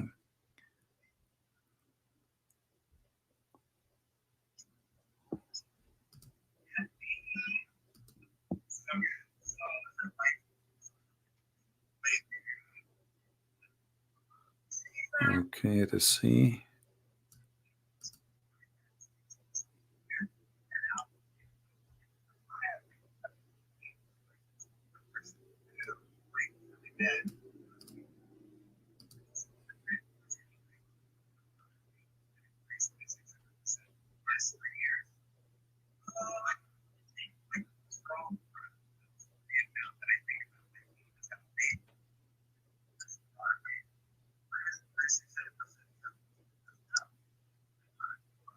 Yeah, well, there is a website actually, but I could not open it. It's loading very slow, taking forever. So maybe like in the future we can show it to you. Where Ibn Kathir, he made it so clear, you know. But anyway, already we showed you what Jalalain is saying, what Ibn Abbas is saying, and those are all Islamic scholars. And we can go to Al-Tabari, we can go to Al-Qurtubi, we can go to anyone you want. All of them, they are saying the same. So now what is the solution, my friend? What do you think? I'm not sure, to be honest. Muslim scholars, your Muslim scholars saying those, it's mean that Allah, he created the earth as a flat. So what we will do? I'm not sure, to be honest, but I'm not sure. I'm not sure. But the thing is, it's like every Muslim scholars, and we are raised to believe something. In the end, we believe something else. You know, it's like we were raised up believing that Islam is a true religion. You know. Okay. So are you now finding like Islam is a true religion? I'm still not sure, to be honest. But I just want to get a few more. What is making you still believe Islam is a true religion until now? Can you give me something like, you know, as long as we are talking about Quran and science, did you find anything really scientific in the Quran, as the Muslims they say to you, and you are a Muslim? It's more prophecies of the end days. Where is the prophecy? How is that? It's like, yeah, that the fact that the sun will split, like the sun will rise from the other side. Yeah, but this is this hadith here proving to us that the Quran is wrong, because if the sun will rise from the other side, and this is about the sun moving from the east to the west, that's mean Allah, he have it the earth flat again, because when the earth set, or the sun, sorry, the sun set, does the sun goes anywhere? No, but it also depends on the earth's rotation, you know. Yeah, no problem. But I'm saying to you, the earth rotation is what make the sun appear to be like it's moving from the east to the west, correct? Yeah. Okay, but your prophet saying the opposite. Your prophet saying that the sun travel from point A to point B, and this is what the Quran meant in chapter 36, verse number 38, where it says, وَالشَّمْسُ تَجْرِي لِمُسْتَقَرٍ لَهَا ذَلِكَ تَقْدِيرُ الْعَزِيزُ الْعَلِيمُ. And this is your prophet explained the verse. So the sun every day goes, i.e. travel from point A to point B. Now, is that an accurate thing, or this is something not smart to say? Maybe, like, can I see the tafsirs, because I trust the tafsirs? This is the hadith. This is Sahih al-Bukhari. This is your prophet explaining. This is not tafsir. This is more higher than the tafsir, because Muhammad here is talking. The prophet asked me at the sunset, do you know where the sun goes? At the time of the sunset, I replied, Allah and his apostle know better. He said, it goes, i.e. travel till it prostrates itself under the throne of Allah. Do you agree with this? I do not. But another question, like, which website is this? This is sunnah.com. Sunnah.com, is it trusted? Which country is Who cares about which from? country, my friend? This is the hadith. You can check the hadith. This is the hadith number. Okay, this is Sahih Bukhari, hadith number 3199. The website is not important. I can post this in my website. I own. That doesn't change the fact that this is Sahih Bukhari. And this is, yes, this is an Islamic website run by Muslims called sunnah.com, Muslim Sunni. So the sun goes every day, and the sun, this is how he explained the sunset. Now this is obviously Muhammad, he do not know what he's talking about. All right, but a few more things actually. It's like, for example, that's like how does this explain that the sun is gonna rise at the end of days? The sun will rise from the other side. Look what it says here. This is not about the rotation of the earth will change. No, this is about the sun itself will go and come from the place where it came from, which means from the west. This is stupid. So this is not about rotation of the earth will change. This is the sun will change where it's coming from. Read carefully. It says clearly that the sun will keep doing this, going from the east will rise again and permitted for it to come like every day. But then when the judgment day come or it's close, the sun will rise from the west. Do you see it? It says but it will not permitted, but it will be ordered to return whence it has come, and so it will rise from the west. So the one who will change direction is not the earth rotation, it is the sun, which used to do the daily thing from the east to the west. Now Allah will order the sun to go back from the place where it's coming from, which is the west. And this is obviously false.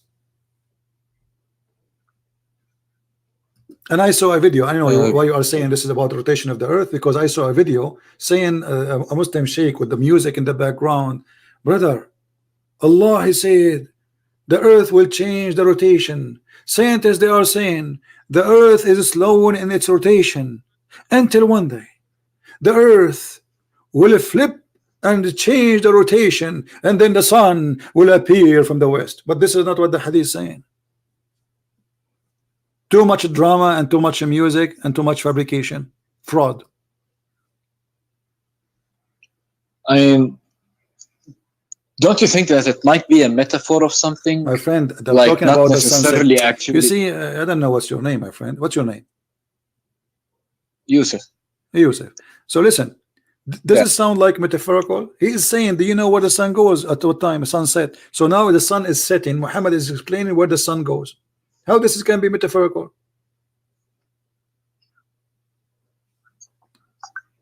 I don't know. Maybe it's like where does the sun set? Maybe at the end of times, you know, the judgment day. They are talking in that day, my friend. The guy was riding his donkey with his friends, and then he says the sun is setting. He said, "Do you know where the sun set?" This is not like they are sitting and they are talking about something. They are seeing the sun. So the sun is setting now. So, do you know where the sun set? This is your prophet question. He asked me at the sunset, do you know where the sun goes? I mean, he even make it more clear. Goes. Where the sun goes. He did not even say where the sun set. He said where the sun goes. أين تذهب الشمس? Can I see it in Arabic? Yeah, sure. Here we go. Like just for a slight moment. I just wanna read it. Here we go. Do you see it? أين تذهب? Wait, it's still loading. No problem.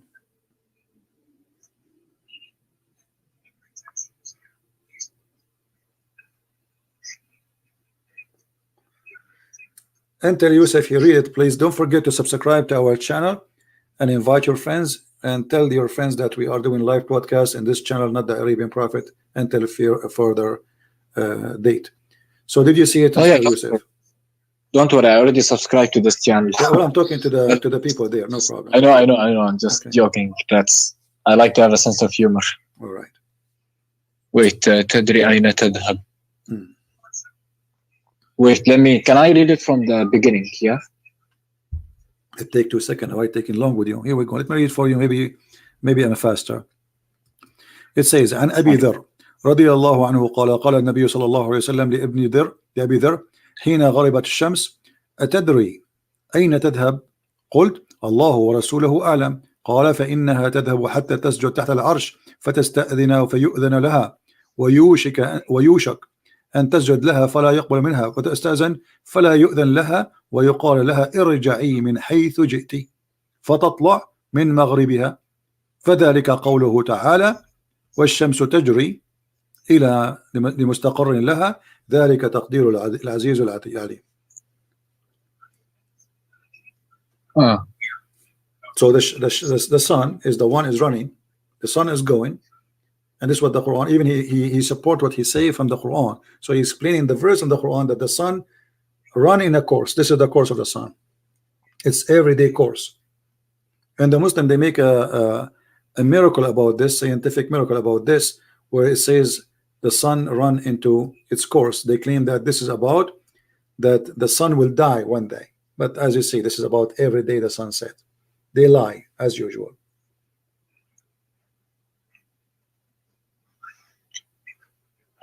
Wait, والشمس تجري مستقر لها ذلك تقدير العزيز العليم. Alright, I don't know about this, to be honest. Like, can you show me a Quranic verses that agree with this? You know, because the hadith that does not agree with the Quran. You said, I don't know. My friend, what did you eat today? So what the verses I just showed you already about the earth is a flat. Didn't I show you already many verses? You know, it's kind of hard, the fact that, you know, you've been raised in one thing and led to believe one thing, and then it turns out that everything you believed is wrong. You know, so I just want to like make sure that my whole belief is 100%. Yeah, you know? if people they fool me and they lie to me, I'm not going to be a fool and stay a fool. I mean, okay, I was born in this community. This is what they told me. He's a prophet, etc. But it's obvious this is false. Everything we see in front of us. Well, okay, let me ask you, which one Allah He created first? I showed you. It says that Allah He made the earth before the heaven, correct? This is Tafsir chapter 79, verse number 30. Does it say here, Allah He created? Wait 1 second. I gotta refresh the page. Yeah, so it would light up. He made flat earth, for it had been created before the heaven. So according to Islam, the earth is created before the heaven. Do you agree with that? Wait, what does it say? It's a lot of words. Yeah. I can't. Yeah. No problem. It says that the earth created the flat, and the earth was created before the heaven. Do you agree with that? I mean, yeah, if it says that, then I agree with it. That the earth was created before the heavens. Isn't it the earth is inside the space? So how the earth is created, but there's no space for it? No, God can do anything. So basically, when he decides something, he can do it. You know, it was in his mouth. What? Where was the earth? You see, when I build a house, I have to build the house. The house is a physical dimension, correct?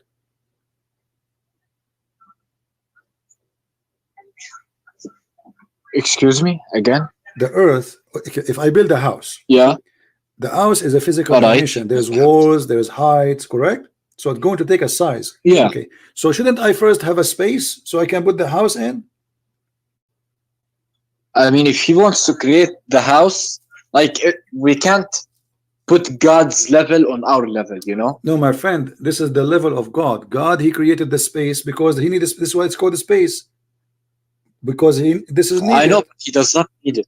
No, it's needed. Because He's God. No, it's needed. So what if He's God? Okay, He created an earth. Earth is a physical thing.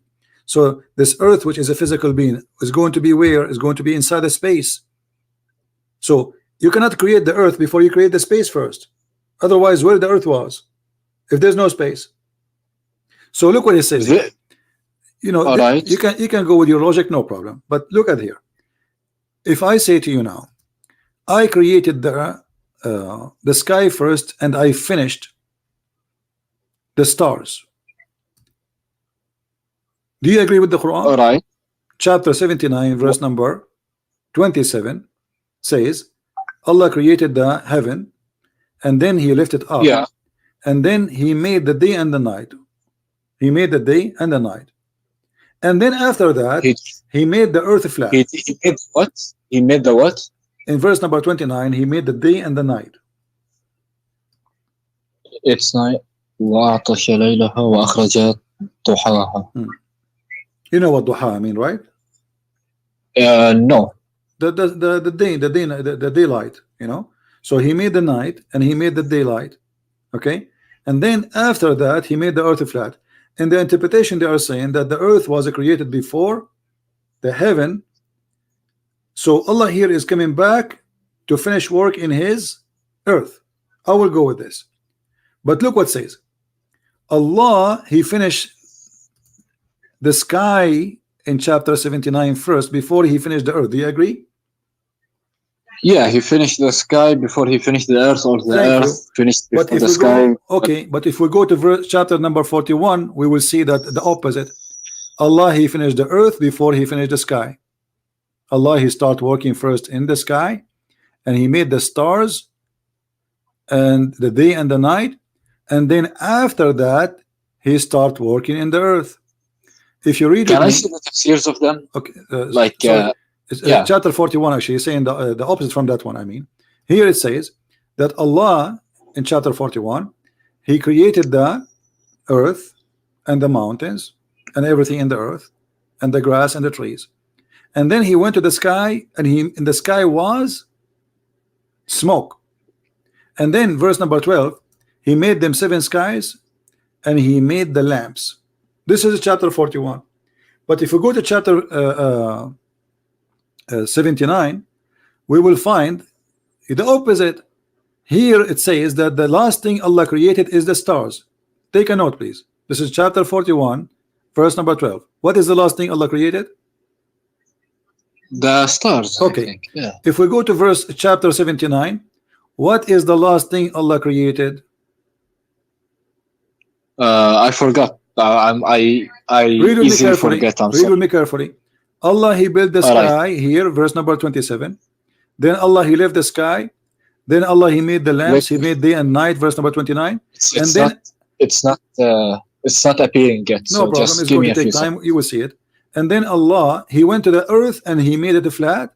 And then after that, he made the water and the grass and the trees. And after that, he put mountains. And after that, he made all things for you as cattle, as animals. So the last thing it was the animals.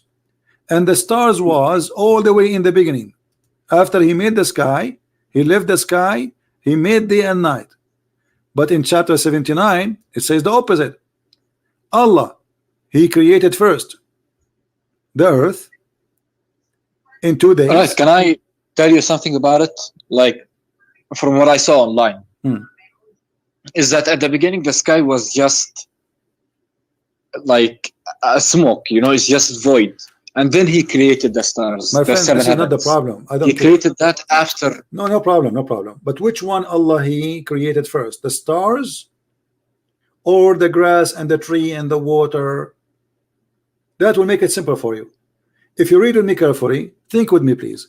Here in chapter 41, he created the earth in 2 days.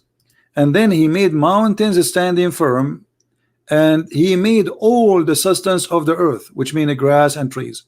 And then, and you speak Arabic, and the Arabic is so clear, not that like translate. It says thumma. Thumma mean after, correct? Yeah, thumma. Okay, so thumma stawa. Yeah. So after that, he went to the sky, and the sky was totally a smoke, which means there was nothing. Correct?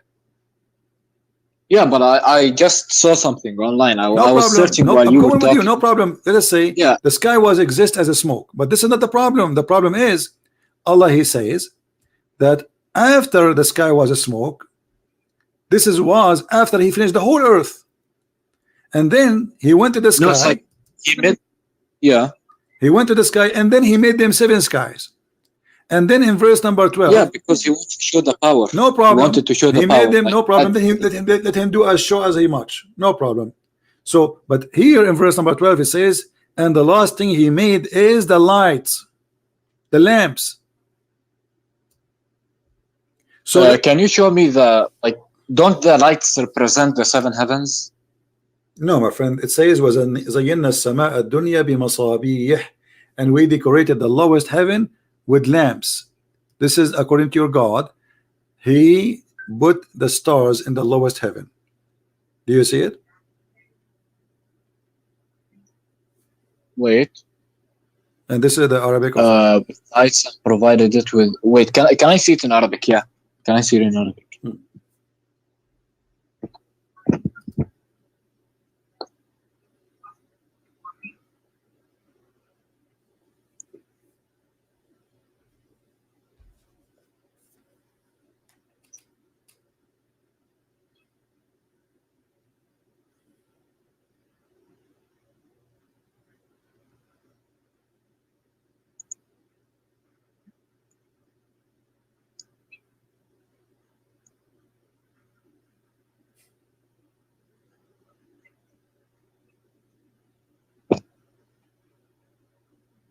I have a question, CP.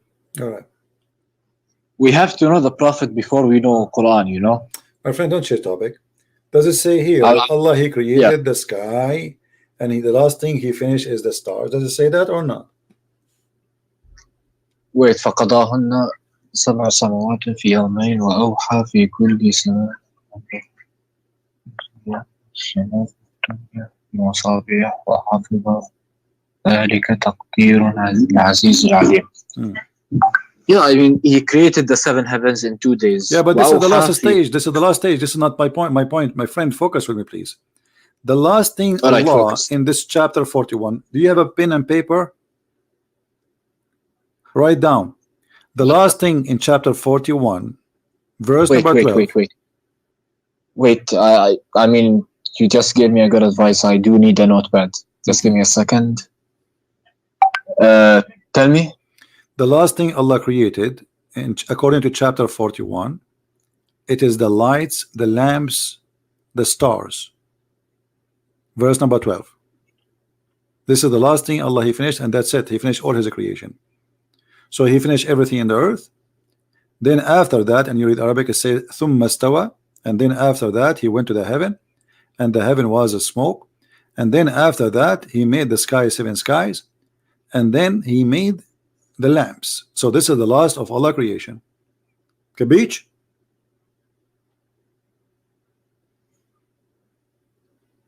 Yeah, I just wrote it. It's like the last thing Allah created was the lights representing the lamps, and the lamps. No problem. If we go now to chapter 79, chapter 79 is totally the opposite. Allah created the sky, verse number 27 in chapter 79, and then He lifted up the sky, and then He made the stars. Do you see it? And he made the night and the day, and then after that He made the earth flat, and after that He put the water and the grass, and after that He put the mountains. So how that can work? This chapter saying the first thing Allah in order, He made the sky, He left the sky up, and then He made the stars. So according to this chapter, the last thing Allah He did, He after He finished the mountains, He created the animals. Verse number 33. But in chapter 79, 41, the last thing after Allah He finished all those things, the cattle, the water, the substance of the earth, everything in the earth. After that He went to the sky. The sky was not even yet created. He made in 7 skies. It was a smoke. And then after that, the last thing He created the lamps. Can you show me the both references? Can you just like tell me what chapter and verse? Okay, I will do this. All right. I will try to put them side by side for you. Maybe that will help you. It will actually. It's okay. It's very helpful, to be honest. Yeah. No problem. Here we go. Let me zoom out.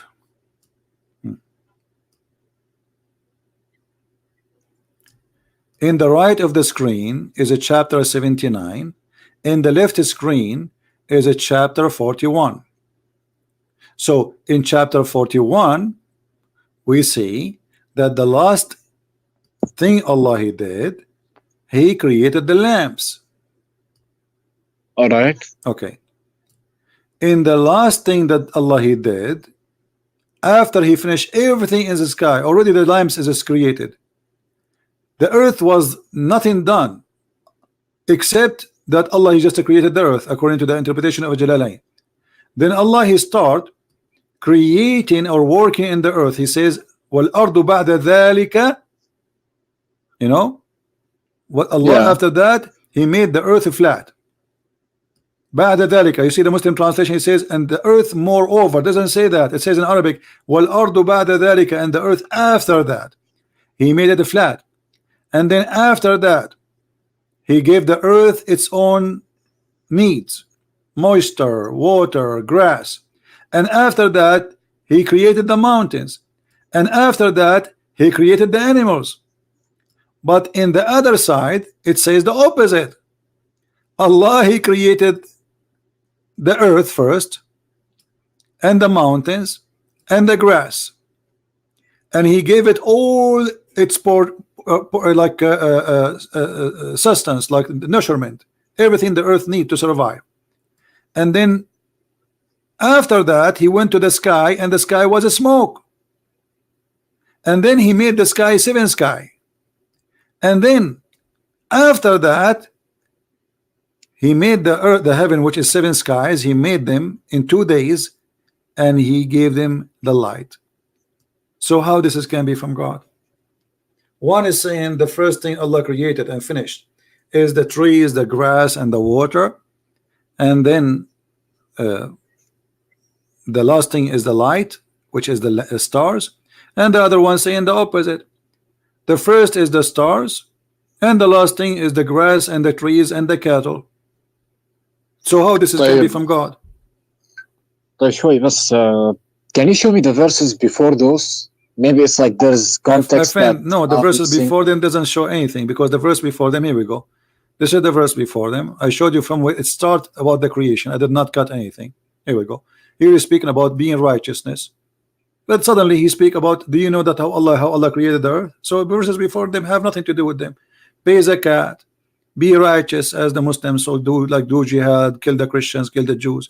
So here suddenly he jumped to say, can you deny that Allah created the earth in 2 days? I mean, this is very funny even to say, do you deny? Because they did not see that happen. Nobody saw how this happened.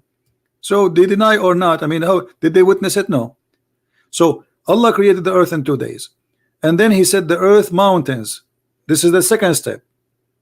All what you need to do, Yusuf, you can write, you can read one by one alone, but step by step. Okay, what the first thing Allah he did in chapter 41? He created the earth in 2 days. What is next? He put the mountains. That's number 2. What is number 3? He bestowed his blessing on the earth by giving them the measure of all needs, like grass, trees, water. What is next? Then after that, not moreover, after that he went to the sky, and the sky was a smoke. If we change this stupid translation here, we will see the following.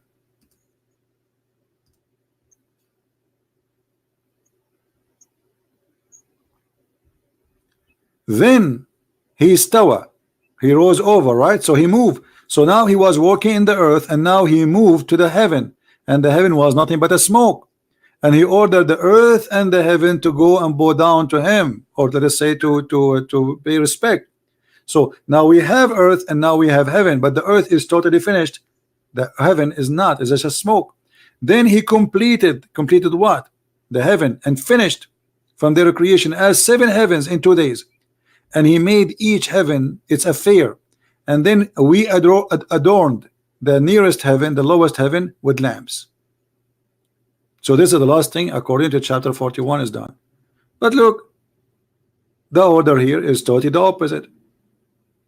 Allah first he created the sky, then he created the land. Exactly. Not only that, focus in one thing. Not only created the land, the trees and the substance and the light when they are created. So here Allah he created the sky. أَأَنْتُمْ أَشَدُّ خَلْقًا أَمِ السَّمَاءُ بَنَاهَا. Are you more difficult or creating the heaven? He lifted up. He made day and night. This is the lamps. And then after that, he made the earth flat. And after that, he made the water. Does it say in Arabic here, وَأَخْرَجَ مِنْهَا مَاءُهَا وَمَرْعَاهَا? Or I'm lying? Does it say that? No, you're not. No. Okay. So this is the number, this is the step. After Allah he made the earth flat, he made the water and the grass, the trees. This is the you know, mar'aha. Anything have to do with the greenery. And then after that he made mountains in the top of the earth. But if we go on the other side, it's the opposite. Allah first he created the earth in 2 days. And then in 4 days he made all the measurement, like the grass, the trees, the water, etc. And then after that he went to the sky, and the sky at this stage it was just a smoke. There was nothing. And then he created the sky as 7 sky. And then he created the lamps. I mean, I don't know what I can do more for you, Mr. Yusuf. After all of this explanation, you did not get it?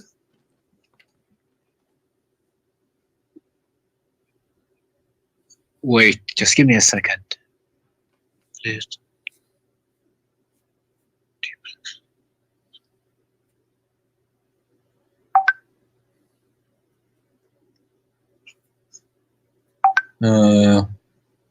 Yeah, I got it. I got it, but I think it has like. Can I see tafsirs like in Arabic so I My can? friend, you can see better tafsir. All of them, they got themselves busted. My friend Yusuf, you see, it doesn't matter how long I'm going to show you again and again. I mean, even this one need tafsir. It's very simple. It's very simple. It says Allah created the stars at the end here. It says Allah created the opposite at the end here. It's the opposite. You do not need. You speak Arabic, especially you speak Arabic. You have no excuse to say I did not get it. Yeah. And you can open the interpretation. I don't care. Still, we have the same problem. But Islam is peaceful, you know. It's like, my friend, Islam is peaceful, right? This is why your prophet, he split the women to pieces when she was making poetry against him. Right? Can I see reference to that? Yeah, we can talk about what about this? We don't want to change topic now. You can search. You speak Arabic. Search for مقتل أم قرفة قتلها قتلا عنيفا فشقها بين جملين. which one? Which surah is which شو اسمه؟ هذاك يا زلمة الحديث yeah, the hadith. Which one is it? Which one you mean? The what about Qurfa? Yeah, the one he split in half. Yeah, just you know, type in Google مقتل أم قرفة. Just type that. You will find. What do I type? Huh? Can I? What can I type? Can you spell it slowly because I'm gonna type it, you know, on. Okay. Like my notes. No so problem. To keep. No problem. No problem. Let me help you.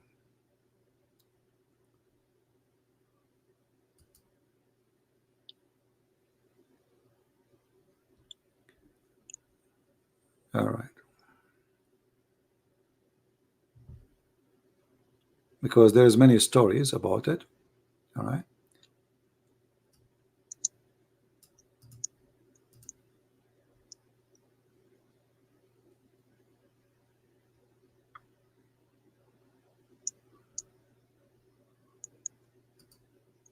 Have you ever heard of a book called Kitab al-Maghazi?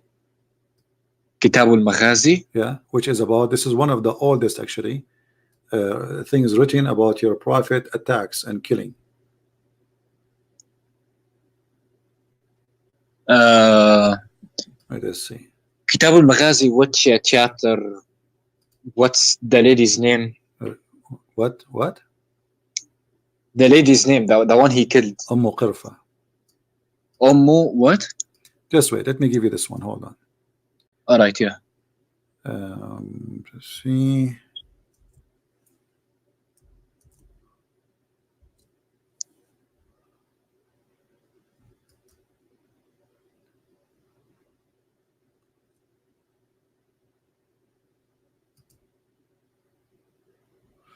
All right, I will give you the link so you can read it in your own time.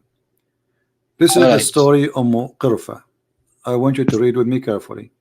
This is the book At-Tabaqat al-Kubra, Muhammad ibn Sa'd, volume number 2, page number 90. Do you see it on the screen?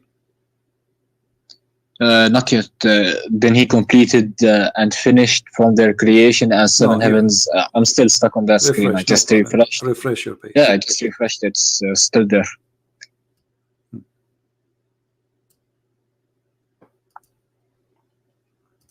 You see it now? Wait. I just saw like one in the comment just posted me Kitab al-Maghazi by. You know, I'm reading different books now. There's many books, no problem. Look with me in the screen. Kitab al-Tabaqat al-Kubra li Muhammad ibn Sa'd, volume number 2, page number 90. Do you see it in the screen? It should appear by now. Tabaqat al-Kubra. Wait. My friend, we are just wasting time. I will give you the link. You can open it. No problem. You know, you can invest on Skype. Yeah, I will give it to you in Skype. But if you go down here with me, I will give you the link in Skype. You can open it from your side. Maybe that is better. And yeah. you will see here it says قرفة وهي عجوز كبيرة. What عجوز كبيرة mean? Tell us. Old woman. Very old, correct? Yeah. Yeah. Not only she is عجوز, old عجوز, which means old women. So this is the link. I just give it to you. Now قرفة وهي عجوز كبيرة فقتلها قتلا عنيفا ربط بين رجليها حبلا ثم ربطها بين بعيرين ثم زجرهما فذهبا فقطعاها وقتل النعمان وعبيد الله ابني. So wait, this is Shia, by the way. My friend, Shia no, the طبقات الكبرى is not. This is a Shia library. This is the book. They have tons of books. Sunni, Muslim, no problem. طبقات الكبرى have nothing to do with the Shia. So this is a Sunni book, and this is your Islamic Sunni books, and there is many of them. This is one of them saying the story. And the library here is called the Library of the Shia. It's a library. They have all books. Now this is saying that he tied her legs between two camels and he ordered the camels to run in two different directions. Or I'm lying? Wait,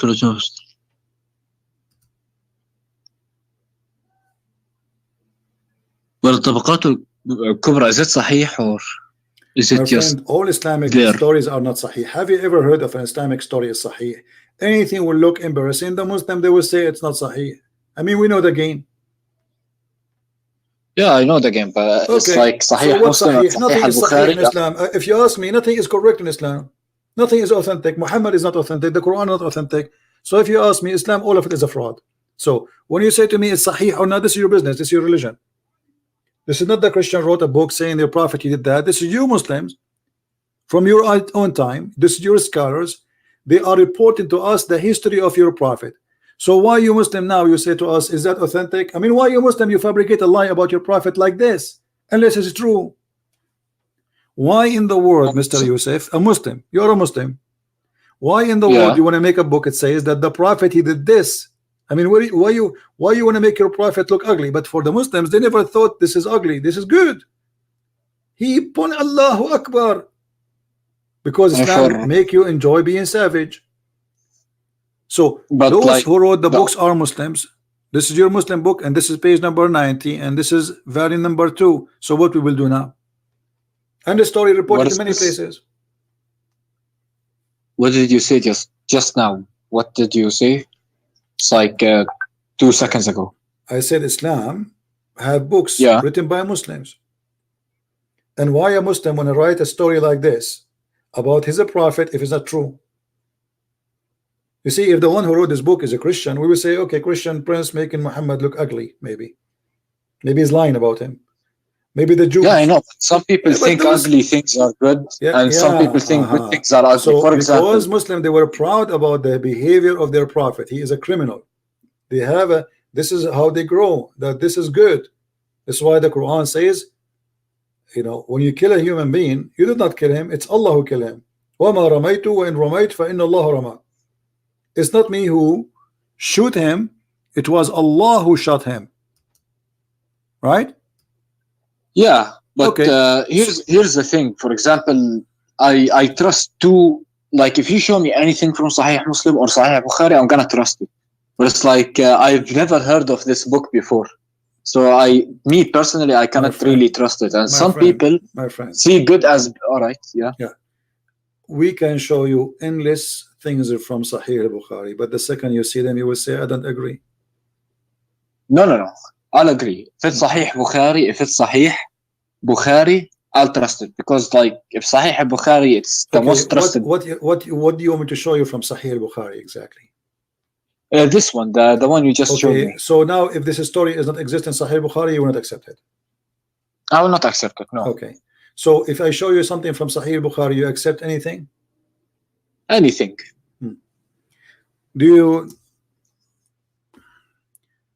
Have you ever prayed before the Imam? Behind the Imam, my friend?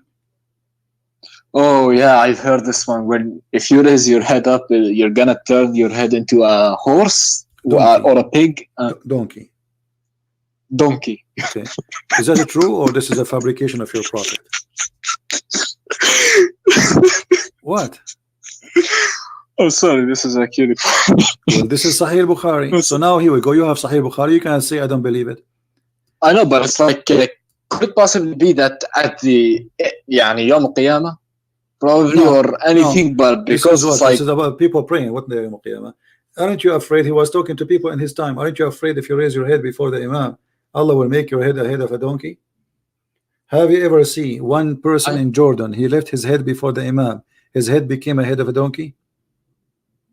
maybe in the afterlife his head will be a donkey. My friend, and why Allah will make his head the head of a donkey? Because the guy, he left his head. I mean, people they rape. Listen, people they rape. Allah don't take their head. Listen, people rape, people kill, people steal, and Allah did not make their head the head of a donkey. Just because you're a good guy praying to Allah, just because you left your head up before He finished, Allah will make your head. Isn't it obvious Muhammad is making fun of you? Well, it's not because of that. For example, I can show you from the Bible and from the Quran why it's considered obedience to do that. For example, it's obedient. My friend, can't the Prophet says don't do this without adding fictions and lies, because this is a lie. Either he mean it or it is a lie. So if you're trying to scare us, like in the old days in the Middle East, they used to scare the kids so they will not go away. Don't go away because the beast will take you. So every child, he think there is really a beast. If you go out of his street, the beast will eat him. So Muhammad, either he mean what he is saying or he is a liar. Choose one. Which one? He means what he's saying in Judgment Day, but not necessarily in the lifetime, because it's physically impossible for you. If you lift your head up, you're gonna be a donkey. What are we in Shrek? Yeah, come on, but it's like it's obvious that. So now in the Judgment Day, Allah will make your head of a donkey. So we will find people their head like a donkey from the Muslims. I mean, the Prophet said anything. Like everything he said has a reason for it. Okay. And that's what I'm led to believe. Like the reason for him saying that, maybe it's a metaphor. Maybe it's a metaphor, for example, that he'll become more stupid. You don't know what happens, Maybe he means like to scare people. All right. Maybe. Okay. Have you ever watched a cartoon? Of course I did. Have you ever seen the Pirate of the Caribbean where is the fountain? It's called the Fountain of Youth. Yeah. Okay, this is in the Sahih Bukhari. Here we go. It's in front of you. Your prophet claimed that there's a prophet. His name Al-Khudr. Wait, which movie was that? Al-Khudr. The Green, Mr. Green, Al-Khudr. You speak Arabic, so why you are surprised? Yeah, Al-Khudr, yeah. So, Moses, he thought he is the best one who knows knowledge about Allah. Allah told him, no, there is more knowledgeable than you. His name is Al-Khudr. So Musa says, oh, send me to him. I want to learn from him. So he sent him, and he told him to take with him a fish, which is a whale. And then he told him, when this whale he run away, but the whale is dead. How he can run away? You will know that you found Al-Khudr. So they arrived to a rock. Read with me. This is Sahih Bukhari. There was a water spring. Let me see it. Let me see. It's like my net is slow. So no problem. I will give you even the link so you can read in Arabic, not necessarily in English. But for me, I will show it in English. Alright, send me the link. Yeah. So he arrived to a rock. There was a water spring called the water of life, or Ma'ul Hayat, and none comes in touch with its water but become alive. Do you believe in this? Wait, I'm opening the link. Just give me 1 second, yeah. Alright. حدثني اوكي عن hold on. قال قلت لابن عباس إن نوفل.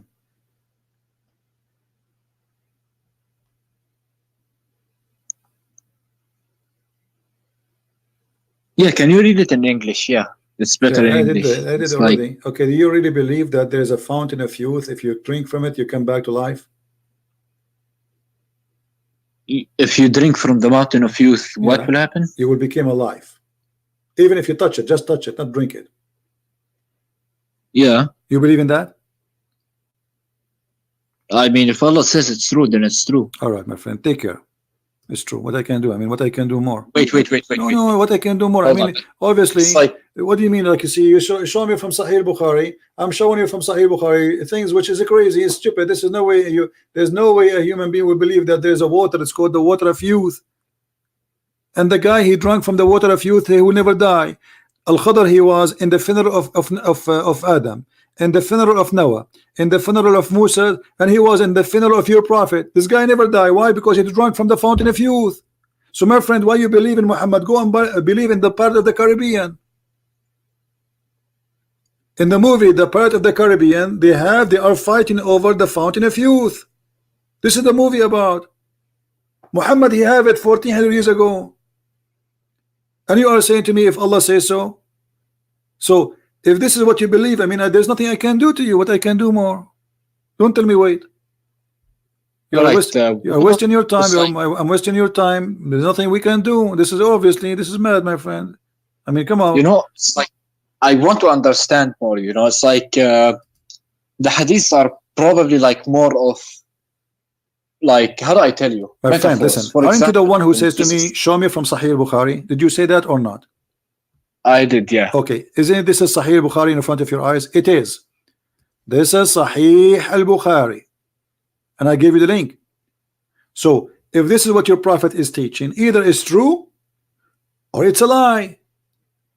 The whale touched the water of the fountain of life. The whale come back to life. The whale, he ran in the ocean. And then they walk in the ocean. Read the story. They walk in the ocean. Even this is in the Quran. The whale, when he swim in the ocean, wherever he touched in the water, that place we became like a rock. So Moses and his servant, they walk on the water which became a rock. I mean, read the story. So if you believe in this and you say to me, okay, there's nothing wrong with it, then there's nothing more I can say to you. What I can do? It's not that. It's like when I was younger, I was taught about this, and the water is al-ilm. You know, it's my friend. Science. It says in the front of you, it's a fish. It's a physical fish. What water is? Here we go. He says water mean knowledge now. It's a fish, real fish. It's a whale. Even in Arabic, it says whale. You know what? You know hoot, right? You know what hoot? Yeah. Okay. Hoot. Yeah. It says وَمَعَهُمَا الْحُوت. Not fish. It's not even a fish. It is a whale. And they are giving you the names. And حتى انتهيا إلى الصخرة فنزل عندها فقال فوضع موسى رأسه فنام فقال سفيان وفي حديث غير etc. blah blah blah blah blah وفي أصل الصخرة etc. And then they wake up blah blah blah blah blah blah blah. And then okay, they ask him, what is the whale? He says, oh, I don't find it, it's gone. Why the whale is gone? Because the water touch the wheel and the wheel come back to life. And then they went back to look for the whale, and they follow the trace of the whale in the water, in the ocean, and they walk in the ocean because the ocean where the whale swim became like a tunnel, like a highway. So they walk there and they keep walking until they found in the middle of the sea a guy. Read with me carefully. So they came back, retracting their steps, and then they found in the sea the way of the fish. Have you ever heard of somebody can find the track of a fish in the sea? No. Why? Is it a sand? Is it a snow? It's a water. So they found the track of the fish in the sea, looking like a tunnel. So there was an astonishing event for this attendant, and there was a tunnel for the fish. When they reached the rock, they found a man covered with garment. Moses greeted him. The man said astonishingly, is there any such a greeting in your land? The guy is in a rock in the middle of the ocean. Yeah. Moses, he walked in the ocean, following the track of the fish or the whale, and then he found in the middle of the ocean a rock which there's a guy sitting, and he covered himself by a green garment. And then Musa said to him, Shalom Habibi. The guy said, which country is that they have such a greeting? Shalom. Musa said, I am Musa's. The man, he says, Musa's? The children of Israel? From the children of Israel. Look, the guy, he heard about Musa's. He watched TV. So Musa said, yes. Then he added, may I follow you? Musa said to the guy, can I follow you? Which means Al-Khadr is higher teacher than Musa's. And the story there, you can listen to it and read it. It's the most stupid cartoon ever. I'll reread it later on. So I'll, of course, after all of this, but my friend, be honest with me. Do you think Islam is a valid religion or it's a cult? I still don't know. I just gotta ask my sheikh, and you know, I just gotta ask. So Yusuf, what about me and you? We make an agreement. Can you bring me your sheikh to debate me? I'll try. I'll talk to him. Of course, I'll talk to him. Yeah. All right. Can you do me a favor? Can you record the conversation with him? Says there is a guy. His name is a Christian Prince, and he want to debate you. You give it. You post it in YouTube yourself, and we will play it. So we will see his answer. All right. Yeah. Of course. Ask him. I want to record your Christian Prince to challenge you. I want to record it, and I want to post it on YouTube to show him that you are not afraid, and you will do it. I'll send it to you on Skype if you're still available. No, I don't accept files in Skype. You have to post it in YouTube, and you can make a private YouTube, no problem, or let us say enlisted, so I can take it from there. But I don't take files in my Skype. Then what if I make another YouTube channel, because I don't want my YouTube channel to make anything, my friend. Don't make it complicated. You can post it in Facebook, anything you want. Doesn't matter. Find a way. All right. All right. Yeah. Take care, my friend. Take care. Just one more question. Yeah, this question kind of gets to me a bit. If Islam is false, then why did it spread this much, and why is it growing? There's more atheists than Muslims. Does that mean atheists are right? I mean, what does this mean? No, but Islam is not really what spread. I mean, Muslims, they immigrate and they go and they have a lot of babies. But the fact Islam is still a very small religion. Christians are more than 3 billion human. But we don't go and say we are right because we are 3 billion. So if the number is true, that will not make anyone right except the Christians. The Buddhas are big and huge. The Hindus are big and huge. The atheists are big and huge. So this is all this is false logic, my friend. How many people believe in smoking? Doesn't mean it's right. No, it's not because of that. I'm saying my question was, I mean, 95% of the Muslims don't speak Arabic. Is that correct? Yeah, okay. I think so. So how those people they will know Islam is stupid if nobody show them what Arabic it says? They recite the Quran, but they do not understand what the Quran is saying. And then Muslims they deceive them and they say to them there is a miracle and science in the Quran, and they fabricate millions of videos. So in order to make people see what this cult is, and then we will see how many they will stay, you have to show them, and that's what we are doing. And that's why a lot of people will leave Islam, and you will leave Islam too. Just wait. All right. I mean, I'm gonna learn more. No problem. But I don't know if I'm gonna leave it or not, because it's like what's the point for it coming down in the first place if it's what wrong? Coming down, my friend? Coming down from where? Coming from down from where? Do you really believe that God he sent such a crazy stuff? Come on, Yusuf, you're wasting my time. Coming down. Take care. What the point of it coming down? Allah he sent hail from mountains in heaven. Here we go. It coming down. What coming down? Fountain of youth. I mean, even if you make a cartoon, people will laugh at you. We watch the Pirate of the Caribbean because it's a graphic, it's fun, but we know the whole story is a joke. But you Muslim, you take the joke and you make it God. We watch the Pirate of the Caribbean, the Fountain of Youth story, so we laugh. It's a fiction story. You Muslim, you take the fiction, you make it God. But this is your business. All right? What I can do more to you, it's your choice. Anyway, guys, I got to go. We are here already for more than 3 hours. Actually, almost 4, right? So I want to say thank you for everybody. And don't forget to subscribe to this channel. And don't forget to download the video. It takes maybe an hour before it's ready because it's a long video. Then you can download it and you can share it in your account because we will not keep our videos for long there. So thank you, Yusuf, for calling us. At least he tried. He is better than the rest of the Muslims. But obviously Islam is invalid.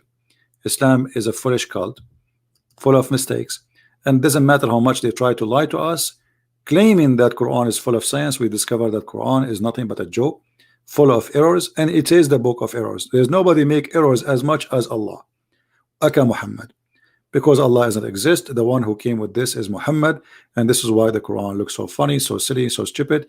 It does not even fit for a child, not an adult. Thank you. May the Lord bless you. Christ is Lord. Islam is false.